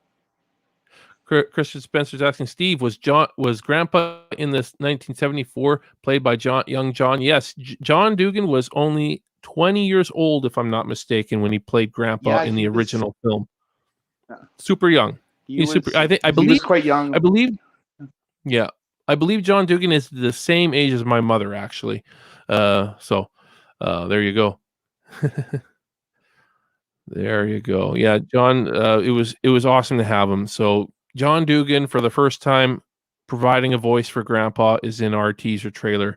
I think it's legendary. I would love to have John actually be in our film. We'd have to raise a lot of money to make that possible, though. I think it's possible we could get him to voice over the whole role, but I still even think that will take a little bit of money. So we got a question for Scotty. Scotty, what's your favorite horror movie? Asks Christian Spencer. Horror movie has to be the original Alien, because it was not the first sci-fi / horror movie, but it was like it was around the time because like you look back from like the Thing from Another Planet, you look at the old B movies and stuff like that, and like they're visually stunning, but they're very of the time. But you look at Alien, and again with Sigourney Weaver being one of not the first, but one of the first really strong female protagonists against a literal alien, like the unknown, where this thing all it wants to do is just consume and kill. And the way it was shot with like Ridley Scott, just like all the stuff, the model work, the sound, the music, the performances. Like you look at this and you're like, it's absolutely insane. Another one would probably a really close tie is the Stanley Kubrick version of The Shining, because he took the source material and he made it his own. And actually, when I did the podcast with John a few weeks ago, which we talked for 4 hours, so thank you for anyone that has listened to that podcast. We split up to like 3-4 episodes. We talked about how Kubrick did his own thing, because there's a lot of movies or there's a lot of documentaries, a lot of theories of what he had envisioned, but Stanley Kubrick was very, very meticulous on how he shot stuff, because when you watch it, you may not notice it right away, but there is things where it'll be one shot and it'll cut to the same shot, but then a piece of furniture has moved. And I found this fantastic video online talking about how it was actually his wife that had a psychological break. And there's just so much into it, because Stanley Kubrick was so meticulous, and people were like, "Oh, it was like a movie mistake." I'm like, "No, he wouldn't allow that." Like the pantry scene, he was in there for hours just maneuvering stuff and just. Sorry, you were talking about one of my favorite horror movies, but like the whole deep dive into when somebody really, really takes the time and effort to mess with your brain, I really enjoy it. But also on the other thing too is where another really good one has to be up there is the Blair Witch Project, because at the time nobody had really done anything like that, and it was one of those, did I see something? You never see anything. So yeah. So but favorite has to be probably Alien, and then definitely the top 3 or 5 would have to be The Shining and Blair Witch Project. There's a few other ones in there too. I like all the new stuff too, with like the Conjuring series and the Insidious series. Yeah, so I enjoy those a lot. You know what's interesting though? You know what's interesting though, Scotty, is with you saying Alien, and Drayton Sawyer says Alien was great. I've heard Gunnar Hansen in an interview, I think a couple times, say that Alien was his favorite movie, his all-time favorite movie, in fact, of all time. So there's another reason why this guy is meant to play Leatherface. Everybody, I see Jordan from J Cart's Arts Movie Friends is here as well. That's good. I was on his his channel a while ago. So thanks for tuning in there, Jordan. That's awesome. How's it going, fellas? Hey, it's going great. It's the final day of our Indiegogo campaign. We're closing. We're getting close, guys. We're getting close, and I think we can hit it. I really think we can hit that goal. So keep pushing it. We can hit that goal and get this campaign in demand, and make one hell of a Texas Chainsaw Massacre film, and see this brutal guy, Scotty. I know he seems like a sweet teddy bear or something right now, but you know what? Look at him in that teaser trailer. That's all I can say. Look at Scotty in that teaser trailer. Even the recent stuff we shot just this year, that sold me on you even more. You've got I like your movements. A lot of people think that you can just get any big guy to play Leatherface. I don't think that's true. I think a lot of it has to do with the right body language. It just goes a long way. You just have to have the right movements, and I feel like Scotty. I really do feel like Scotty has it. I really credit my theater background to that, because for movement, because I'm not a dancer, but I still have to do stuff on stage, and being again 6'6", almost 400 pounds, I really have to know what I'm capable of and also make it look good. Because if not, I'm just on stage, right? So I have to be a little more dynamic, or a lot more dynamic, just to be more animated. Because but with your direction and some of the ideas that I brought to the table, I have something pretty interesting in mind. So. Yeah, I've told you some of the ideas that I want, what I want you to go off of. That's for sure. And it's not, again, I don't want you to look at a lot of the other Leatherface performances throughout the history. Just the original. Not that some of the other ones don't do a good job, but the original is really the only one, and we're going to kind of take it even a slightly different direction. So it's gonna be. I think you guys are gonna see one hell of a good Leatherface with Scotty Parkin. And we've heard comments already. I've seen a lot of people that did trailer reactions. A lot of the YouTube channels that did trailer reactions were talking, boy, this Scotty guy looks like he's going to be terrifying, and then they actually meet him. They see you and stuff like this, and you're just and even me, I have to admit, part of me was like, this guy's too nice to play Leatherface. Yeah, but even the more I think about it, so was Gunner. No, it's really funny because when people talk to me about roles and stuff like that, I've never really been like a big featured performer, but people are like, "Oh, well, what was your motivation behind this?" I said, "Well, it's basically kind of part of my personality. So if I bring part of my personality to this role, it's going to be very interesting to explore." And I'm looking forward to it. Now, again, when I get down there, I want to make sure that I know my fellow actors and performers, know the scene. Everybody want to take.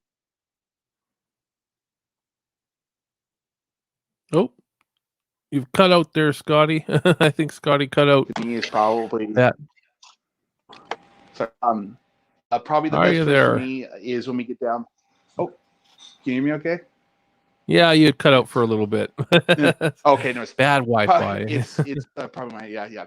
Probably the best choice for me is after I've met everybody and get everything set up, is I'm probably gonna have to step aside, and I want to be more hands-on, but I don't also want to show up all the time and be present. I want, when they made the remake of It, the first time the kids actually saw. Was it Bill Skarsgård? I can't remember now. But the first time they saw him was literally the first time was when he confronted all the kids in the house, and he literally sat in a tent the whole time in makeup, and he wanted to scare the kids. They had an idea what he looked like. They knew what he looked like out of the makeup, but he wanted to come in, and he ran in out of that refrigerator, and he scared the crap out of those kids. So I want to try my best to make people fear me. Well, you scare the crap out of me. No, no, it's no, you're very serious with the role, and I think that's very, very important for sure. for sure. I'd love to show everybody that missed the beginning the trailer again, if you don't mind. That would be awesome, Angela. Let's see that. Let's see that trailer and watch Scotty Park and how menacing he is in this thing.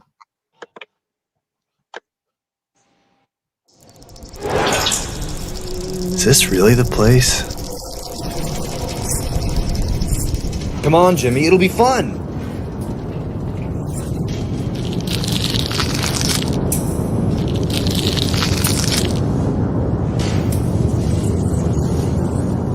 Something's off here. Bob, stay out of there!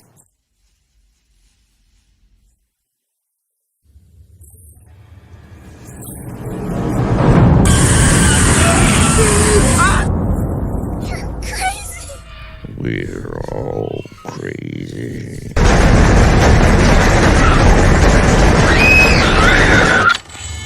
Everybody.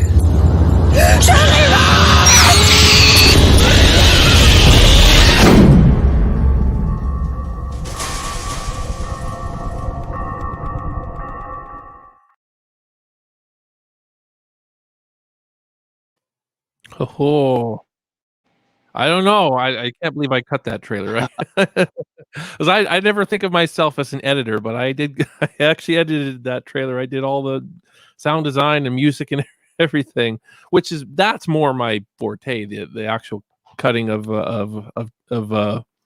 film and everything. I never usually do edits. It's never been my biggest biggest strength, but somehow I made that work. It was easy to make it work because we had so much good stuff to work off of. So there we go. I see one of our actors is in the chat. Yeah, that's what I'm talking about. That's our actor Patrick Lescarbo, who is in the film playing the role of Henry. And yeah, man, we're looking forward to you too, sir. But yeah, I mean, I still look at that teaser and think, wow, what's that there, Scotty? In the teaser, one of my favorite shots in that teaser is when Allison, she's being pulled into the doorway by like unseen hands. It's a trope in a lot of newer horror movies where like someone is on the floor and reaching out and they get pulled back. And you know it's coming, but I love that shot. Like I love the whole like, what are they being pulled by? And did I see it? So yeah, like yeah. Or often just gets someone that just gets pulled out completely out of frame, and you're like, what just happened? Yeah. Yes, that's Alicia Graham is who. Well, Alicia Jade is her acting name in that shot, and that was one of the many shots that we didn't have planned to shoot when we shot in Texas. Alicia Jade as Lorraine. We didn't have that one planned. It was just an extra shot that because we had to scrap so much of the outdoor stuff because it snowed. it was the way it was. So that was one of the unplanned shots that we had to do, and she did great on it. She did an awesome job, and everybody did an awesome job, and COVID compliance and everything at that time. It was a great team. Everybody just really came through and made it so it didn't cost a lot of money to shoot that. Believe it, that trailer altogether really didn't cost a lot of money to make. So I mean, imagine what we can do with a real budget. Imagine what we can do, even what we have. We've got this. We've got this. I know that, but we need to get this campaign in demand. I know we can do it, guys. So again, even the little donations go a long way too. That we still got lots of spots for Chainsaw Trivia tomorrow night. I would like to see more people in that Chainsaw Trivia. So I know I've got followers that know the Texas Chainsaw Massacre very well that would do well in that. Just saying. And it's only $15 Canadian to get into that. And it'll be a lot of fun. I mean, no matter how many contestants we have in Chainsaw Trivia tomorrow night, it's going to be a lot of fun. I know that. But yeah, do get in on it if you're a Texas Chainsaw Massacre fan and you know the series. It will be questions from every film in the series, so there will be at least one question from every film. Might even be some fan film questions, or might be. We'll see. Who else we got in the chat? Download and Thomas. consume everything you can. Thomas, I'm gonna totally butcher your last name. Pugliese. Hopefully, I'm not butchering that. I hope you like the pictures I sent you. Yes, Thomas is one of our location scouts in Texas, and he did send me some pretty cool pictures yesterday of a location. So we're definitely we're rolling now as far as the locations go. We've got some options now, so we think we're getting closer with our locations department for sure. And so yeah, Thomas is just one of a few different location scouts we have scouting Texas. I believe I have another location scout that's going to be doing a road trip tomorrow, just north of Austin, from between Waco and Austin, searching that area. And we've got a few different potential locations in that area that are going to look, that to me, they look awesome from what I see online. But what you see online is not necessarily always what's there, because some of the, Google Maps, some of the images are really old, and sometimes they're already torn down, or they've been renovated places. So you can't really trust it. So we have location scout to take recent pictures, so we know what it's going to look like. Hey, Miss Carter's in the chat as well. Awesome. If I'm not home tomorrow night, if I'm home tomorrow night, I'll be there. Well, that's awesome. You won't be able to participate though unless you actually get the perk though, Drayton Sawyer. Just know that. It's only $15 Canadian, like $5 US, right? Is that the conversion? I don't know. It's a little more than that. It's like $10 to $12 somewhere in there. I don't know. It keeps changing. Actually, the conversions keep changing. But yeah, it's around there. Anyways, Scotty, I don't know. Is there anything else you want to talk about, Scotty, before you go? It's been great chatting with you. No, I just well, I want to thank everybody that has shared whatever they can, donated whatever they can.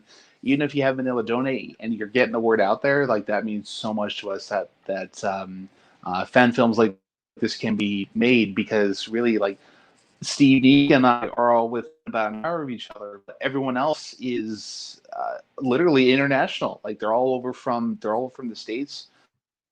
And I feel like I know some of them, even though I haven't talked to them directly, either online, but through chat and video and stuff like that. And this whole process has been fantastic. And thank you absolutely for everybody that has done anything they could. Even just watching this video or watching the trailer has meant so much to us. Really hope, really hope that we scare the socks off you, man. So. I think we definitely will, and in Texas too, not in Canada. That's the key thing. So Jimmy Star Show with Ron Russell, the conversion is $12 with this perk. You will have the opportunity to be a contestant in a Texas Chainsaw Massacre trivia contestant. The winner will receive the screened used chainsaw that this man here right next to me used in our teaser trailer. And you're going to sign it too, right, Scotty? You're going to sign that chainsaw? Absolutely, yes, I will. Okay, you promise? He's going to sign it. You're going to be signing a lot of stuff. This guy's going to be signing a million things, I think. I'm going to be signing a million things too. But, I have no problem doing that. Do you? I don't know. Is that it? I have to sign checks all the time to my landlord, so why not sign more stuff, There you go. Actually, Steve, I will throw this out right now. It's not a perk that's up there, and I haven't really talked to you about it. But if anyone gets the what was it? It's like a sneak peek perk or early access perk. Oh, the advanced screening perk. Yeah. So if anyone gets that, we will get a hold of you, and I will watch it with you online. There you go. Yeah, and me too. So if I get we will be taking your questions and stuff like that. Mm-hmm. Yeah, it's like an advanced screen. It's basically a premier perk, but but without going to the theater. Because again, that's possible that could change too. But I think not everybody could make it out to wherever we're going to hold the premiere, which could be here in Canada if we did. So I think online is probably the best, over Zoom or Skype or something like that. But actually, I was thinking because there's that small theater down Oliver, which is about half hour from us. We could have a little red carpet virtual meet and greet thing there too. It would be cool. I'd like to do that. I'd like to do something like that. But again, we'll see. We'll see. I hope we can do at least some sort of premiere like that. But we'll definitely have the advanced screening premiere, which would probably happen 2 weeks or so before we release the film on YouTube. So yeah, you can be a part of that. That perks around $200 US. It's $250 Canadian. So again, more converting. Oh, there you go. Be the first. 190. I was pretty close. 198. There you go. So thank you for being on top of that. That's awesome. Yeah, I think it's a great perk. A few people have got it, I think, from previous campaigns. At least 2 people, I think, have gotten the advanced screening perks. So we'll at least have a couple of people. It'd be nice to have more people for that, though. But either way, we'll have some sort of a premiere, and you'll get to have a Q&A with myself and Scotty and some of the other cast members and production team. I think it'll be fun. It'll definitely be a fun time for sure. Premieres are always kind of fun. So I think it looks like Scotty had to go. I think Scotty's gone now, but that's all. Oh, there he is. So I'll just say bye, Scotty. That's all good. But thank you again for stopping by. If anybody has any questions, anything they want to ask me, or any of the people that are still online, I believe Scotty is still here. Michael is still here. I think John might still be here as well. If any of you guys have questions for any of us, I know Jordan is gone, but I think the other 3 are still here. Jordan is the only person that had to go. So yeah, if any of you guys have any questions for any of us, there we go. I'll get all 4 of us on. Why not? Why not? Why not get all 4 of us on? Why not, eh? So we got Leatherface. We've got Michael Baran, our executive producer. We've got John Evans. Any questions from anybody in the audience? Anybody watching right now on our film? You can ask any of us anything. Drayton Sawyer says, "Oh yeah, I'll send me." What is it? Shillings? Shilling? That's like a British term, isn't it? Awesome. There we go. Let's see if anybody's got any questions. If not, we can just chat for a bit, guys. Have any of you guys worked on any projects lately? Yeah, I got no. I've got 21 projects in post-production right now. Well, when was the last day you were on set there, Michael? 2 weeks ago. We just wrapped up Arena Wars. Yeah. Oh, we just cool. yeah, I'll tell you, I didn't stop in 2020. I mean, I did 7 feature films in 2020, and then when everything opened up the first of the year, it's just like everything that caught up got recycled and ready to go. And so, like right now, I've got projects that we're trying to schedule because everybody's on top of each other right now. Mm-hmm. But yeah, we just finished up Arena Wars. Arena Wars is the first feature-length movie where I've actually got in a real support role, a lead support role. And it's a lot of fun. It's going to be a futuristic, post-apocalyptic, judicial system type film. Basically, there is no judicial system anymore. There's no penitentiaries. Everybody's, capital punishment is the name of the game, and so everybody's lethal injection. And so the only way you can gain your freedom is to fight through the Arena Wars. And I'm the CFO of the corporation that runs Arena Wars, private corporation, and it's been a lot of fun. It was a really, really good project to be on. Oh, bet it sounds interesting for sure. I think I have seen that online somewhere. I'm maybe on your page or something like that. I have seen something for Arena Wars. It definitely looks very intriguing. So, yeah, you just finished that up 2 weeks ago. Good stuff. I mean, the last time I've actually been on set was actually with Scotty doing the last little bit of filming for our teaser back in, when was that, Scotty? Was that late February? Somewhere in there? I think early to mid February, actually. Now that I look at it. I think it was January. Well, you're breaking up. Bad Wi-Fi again. Of course, I had to have the guy with bad Wi-Fi. I think it was February, but I could be mistaken. I thought it was like early to mid February, but it sounded like you said January.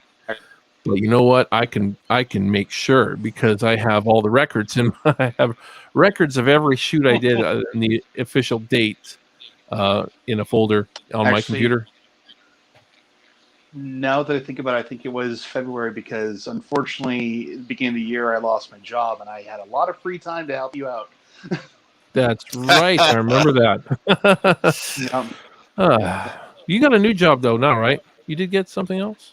I can't remember. I had a couple things here and there, nothing full time. I'm still available.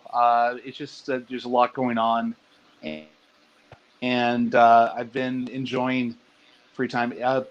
My wife was out of work last year. She's back at work now. I unfortunately lost my job this year, and just with other. Oh, what is the? It's like, how does the saying go? Life is what happens when you're busy making other plans. Yeah, life's happening right now. So, but overall, doing pretty good. So, there you go. Hey, Scotty, you got a question from Thomas. Scotty, if I visit the set, can I get a picture with you as Leatherface? Absolutely, yes. I hope you heard that there, Thomas. But it sounds like a yes. What a nice guy, eh?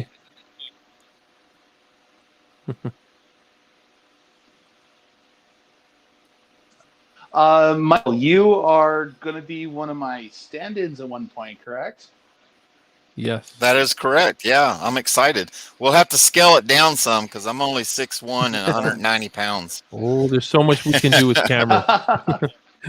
We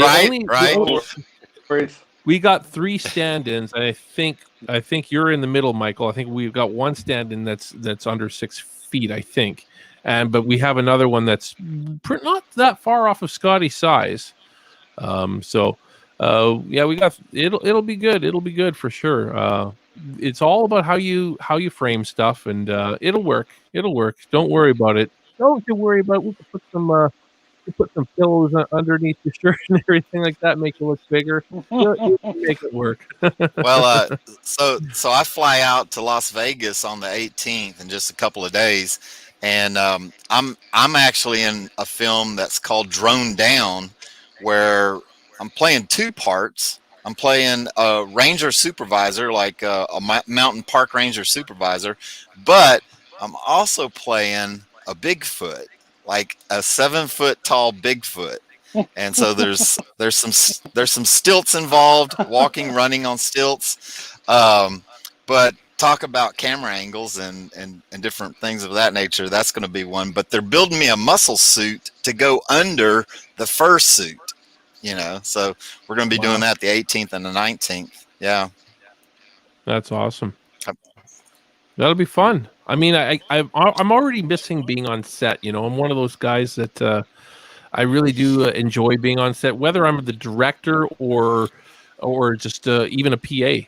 I've been a PA multiple times, and I just really enjoy being on set. And but at this time, I gotta focus on this film. So I haven't done much lately, but I have been offered to be. I was offered to be on a set during this campaign. It was just too much. It was going to be, I think I had to shoot 6 days in a row, and it was going to take my focus off this campaign, and it wasn't possible, unfortunately.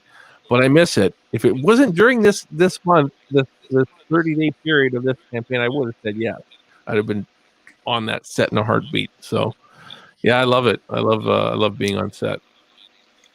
I'm right there with you. There's a certain camaraderie you get. I mean, especially if you're on a set where you know a couple of people, but just being on the set, being there, creating, but also solving problems and just constantly communicating with people, you just develop this certain sense of camaraderie, and you make real friends really fast, you know. And Oh I'm yeah. 56 years old, and so it's hard to make friends, not those types of friends connections that really mean anything. But when you're on a set for 2 weeks with the same people, and you're creating and you're solving problems and you're rehearsing and running lines, and then actually the filming the scenes, you make real connections during that time. And I think it's like one of the few ways that you can really meet real friends. I agree. It's kind of like it's kind of like my time when I was in the military. You're all shooting for the same goal to get the mission accomplished, and through that, you build. It's not necessarily, to me, it was never friendship. It was like extended family. Like I still got guys to this day that call me, I call them, and we check in on each other at least every week or every other week. That's awesome. And you know what? Hopefully, this is just the start for all four of us right now, as far as becoming like extended family. That's because I'm already feeling a good vibe with all you guys, and that's what it's all about. It's great. It's a great feeling. Oh, and I see my buddy John is in the chat. Hey, Steve, buddy. He says. Another John. We have so many Johns. This is John from Doomsday Kingdom Army. The most common name on the earth. I guess so. I don't. Like I told you yesterday. Thank God my dad didn't get his way. He was going to name me Dusty Rhodes after that wrestler. That's right. Oh boy.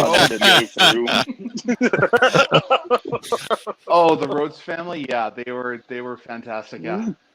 Yeah. Actually, talking about the whole camaraderie. Yeah, but I didn't want to be named with. Oh, true.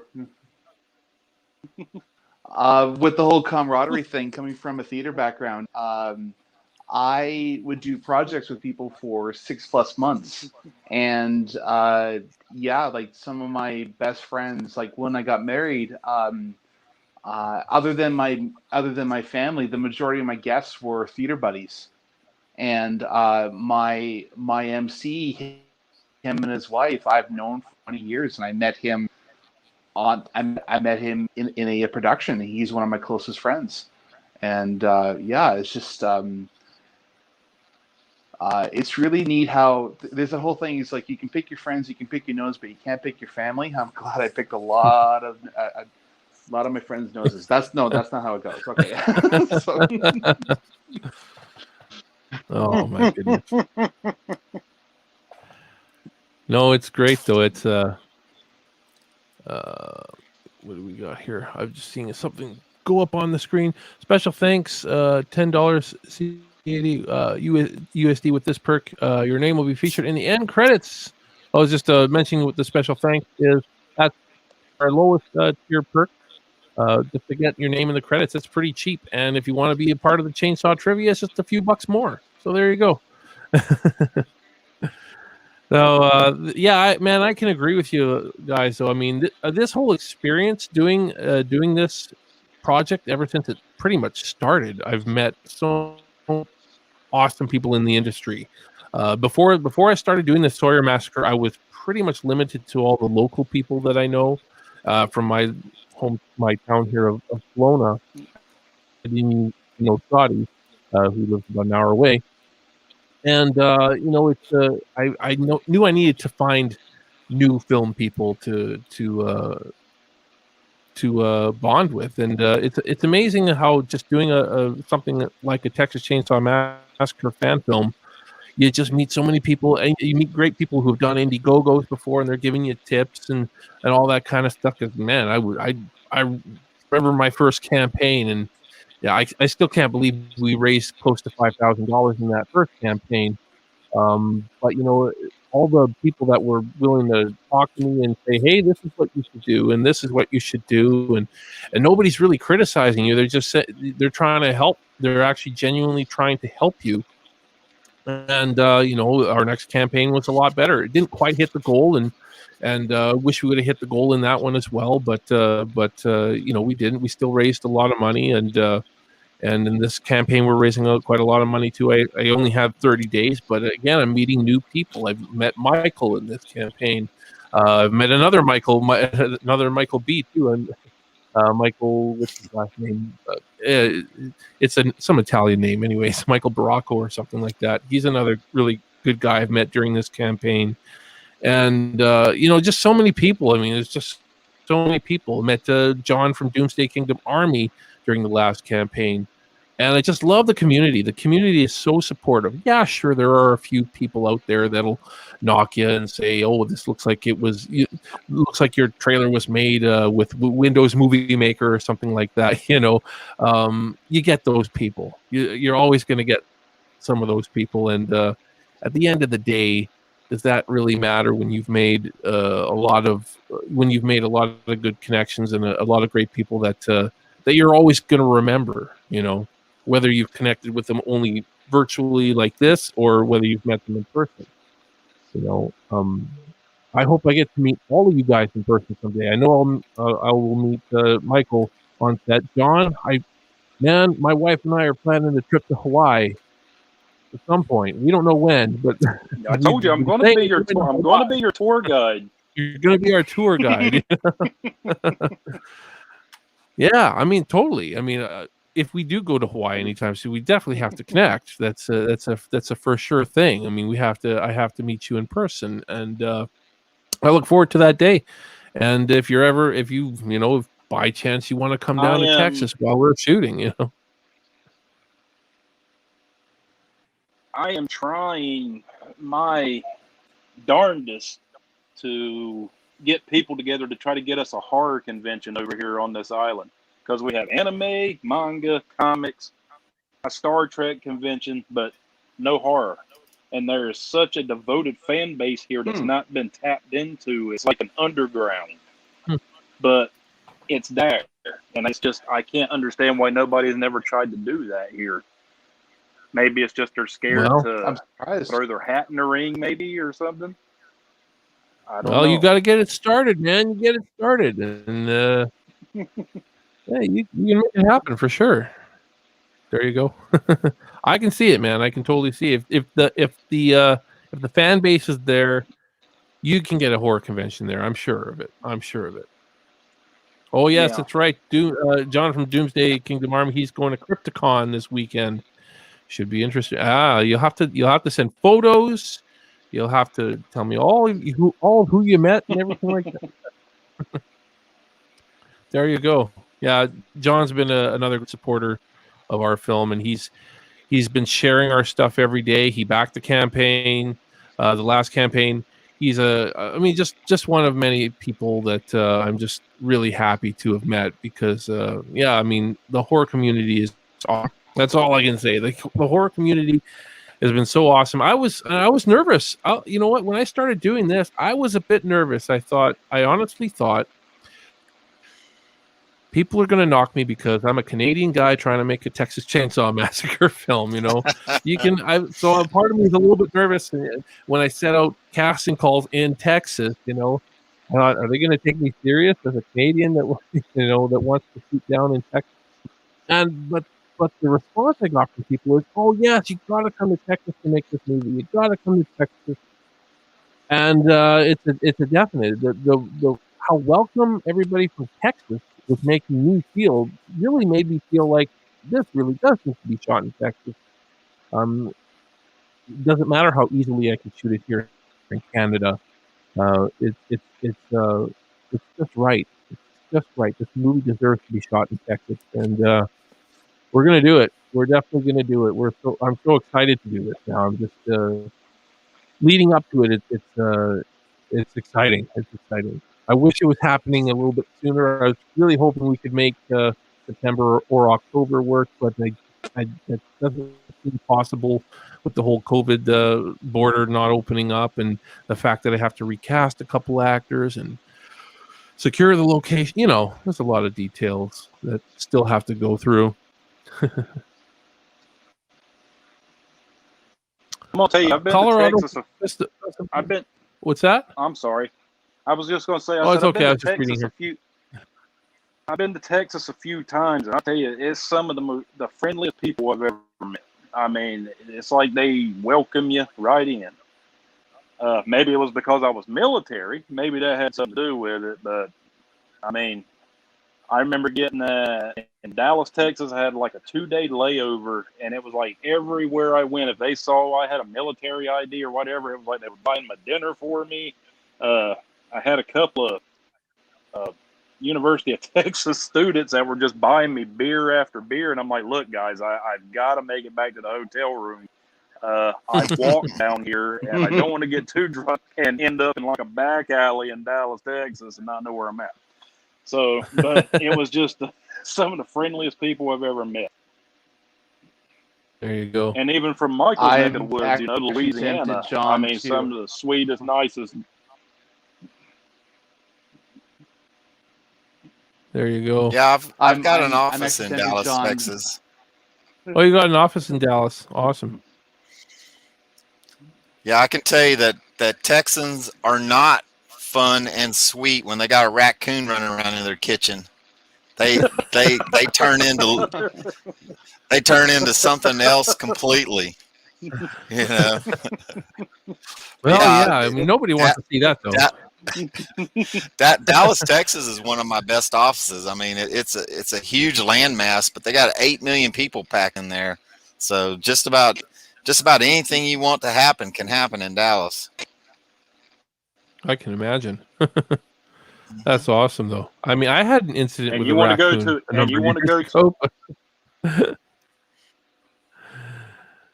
What were you saying, John? I was going to say, you want to go to a good hockey. No, you just got to recreate that. I was going to say, you want to go to a good hockey. I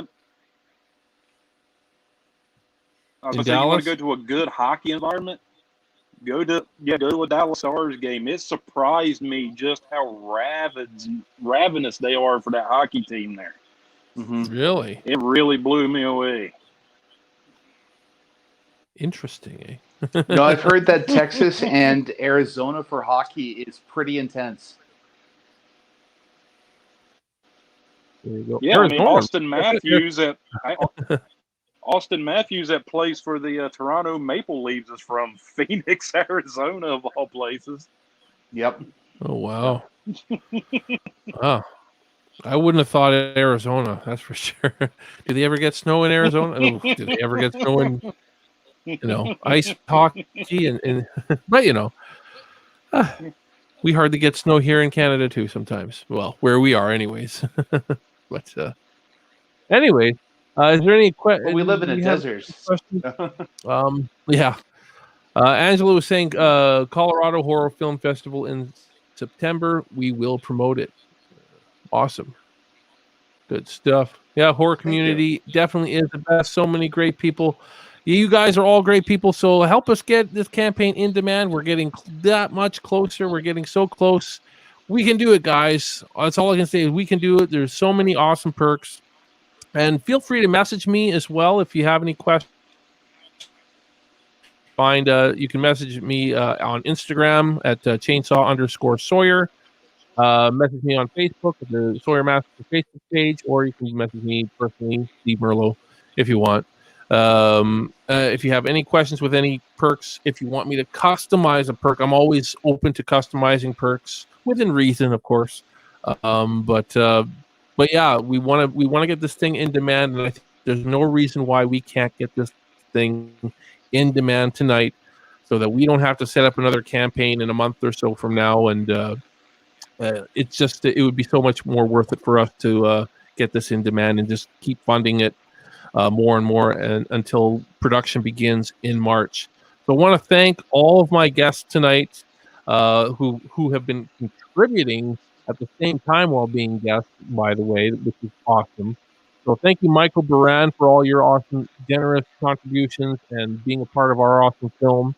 It was an awesome pleasure to meet you face to face. So thank you so much for coming on on this live stream tonight, there, Michael. Well, I appreciate you having me.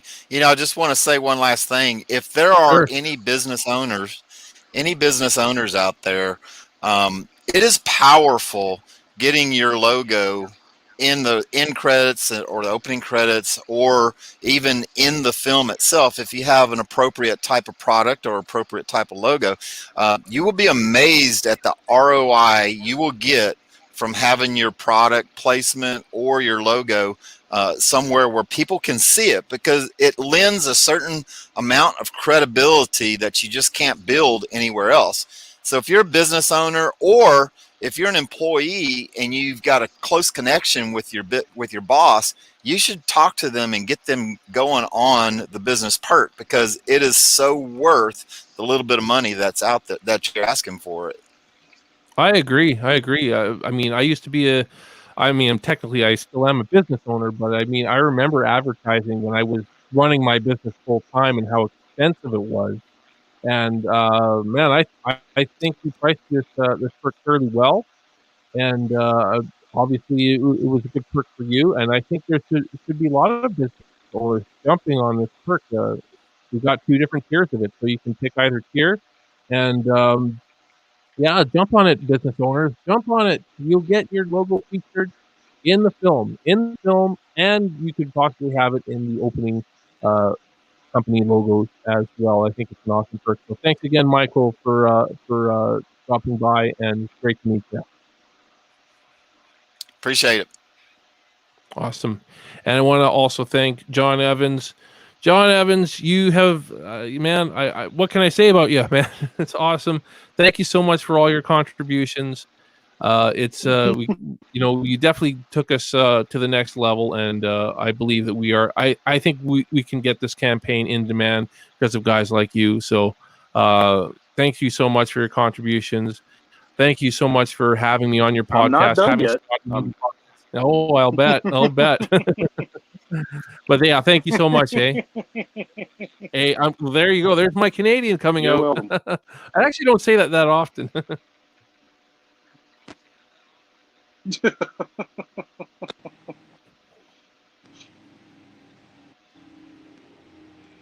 I'm not going to try with a Canadian accent. My Southern will ruin it. That's so okay. I'll just leave that to you. Hey, I'm just an old North Carolina boy. We don't do good with other accents. don't worry about it. But yeah, thanks, man. But Thanks for coming on, and thanks for all your support. Yeah. But I was going to say, like Michael just said, just being affiliated with the film, I got a message today just out of the blue from a actor turned comic book writer whose name is actually Craig Sawyer, who is doing a comic book series that's based on the Hammer horror movies, and he wants to come on my podcast because he heard my episodes with you and Scotty. Oh, that's awesome. So he almost, I guess, what do you call it in the business? A cold call. He kind of cold called me today in the email and wants to be on the podcast. So we'll be looking for that one. So thank you, guys. Exciting. Well, and Scotty, me and you, Star Wars, and Steve wants to join in on that one.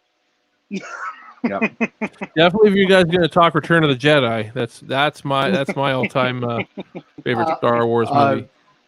John was talking about starting with the prequels and work our way through, but I really want to do a not rip it apart. Like, I really want to show appreciation for these films, because Star Wars. Growing up, I was kind of the nerdy kid, and but nobody really. It was always that no one really got me kind of thing. So watching these movies was a big part of my life, and when I got together with my wife. There was always that cliche. You're like, oh, your spouse is going to put you down for your nerdy things that she loves. She loves nerdy things too. We both got each other into different stuff. And I'm that type of person that, like, I appreciate everything for it, because the last couple of years, or so, people are always like, well, they'll watch a film and they'll rip it apart. And John and I even talked about this too. You're like, why exactly are you ripping this film apart? Or why do you hate this film? Like, you can disagree, but at the same time, can't you just appreciate what was made, the time, the money, the man hours?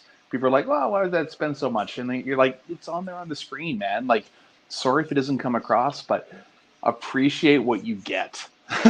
So, but no, There you go. I definitely would love to Even work our way through Return of the Jedi. Yeah, that is such, the whole fight between Luke and Vader at the end is just, I could talk about it for hours. But yeah, I'm really looking forward to. We'll save going it for through the movies.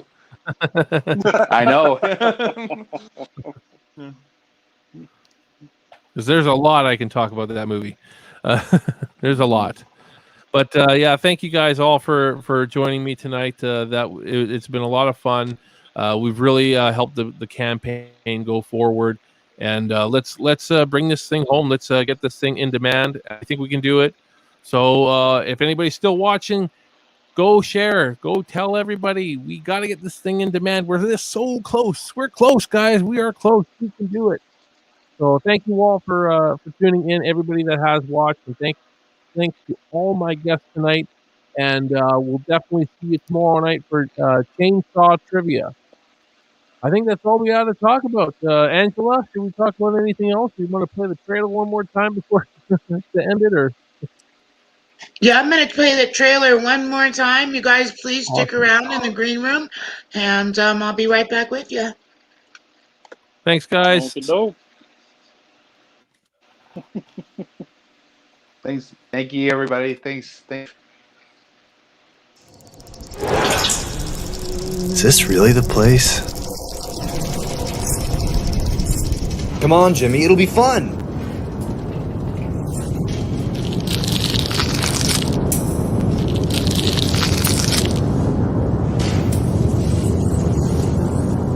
Something's off here. Bob, stay out of there!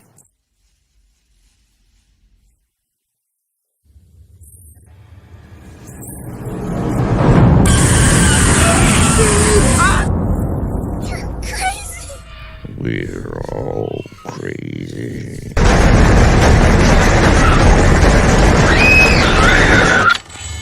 Every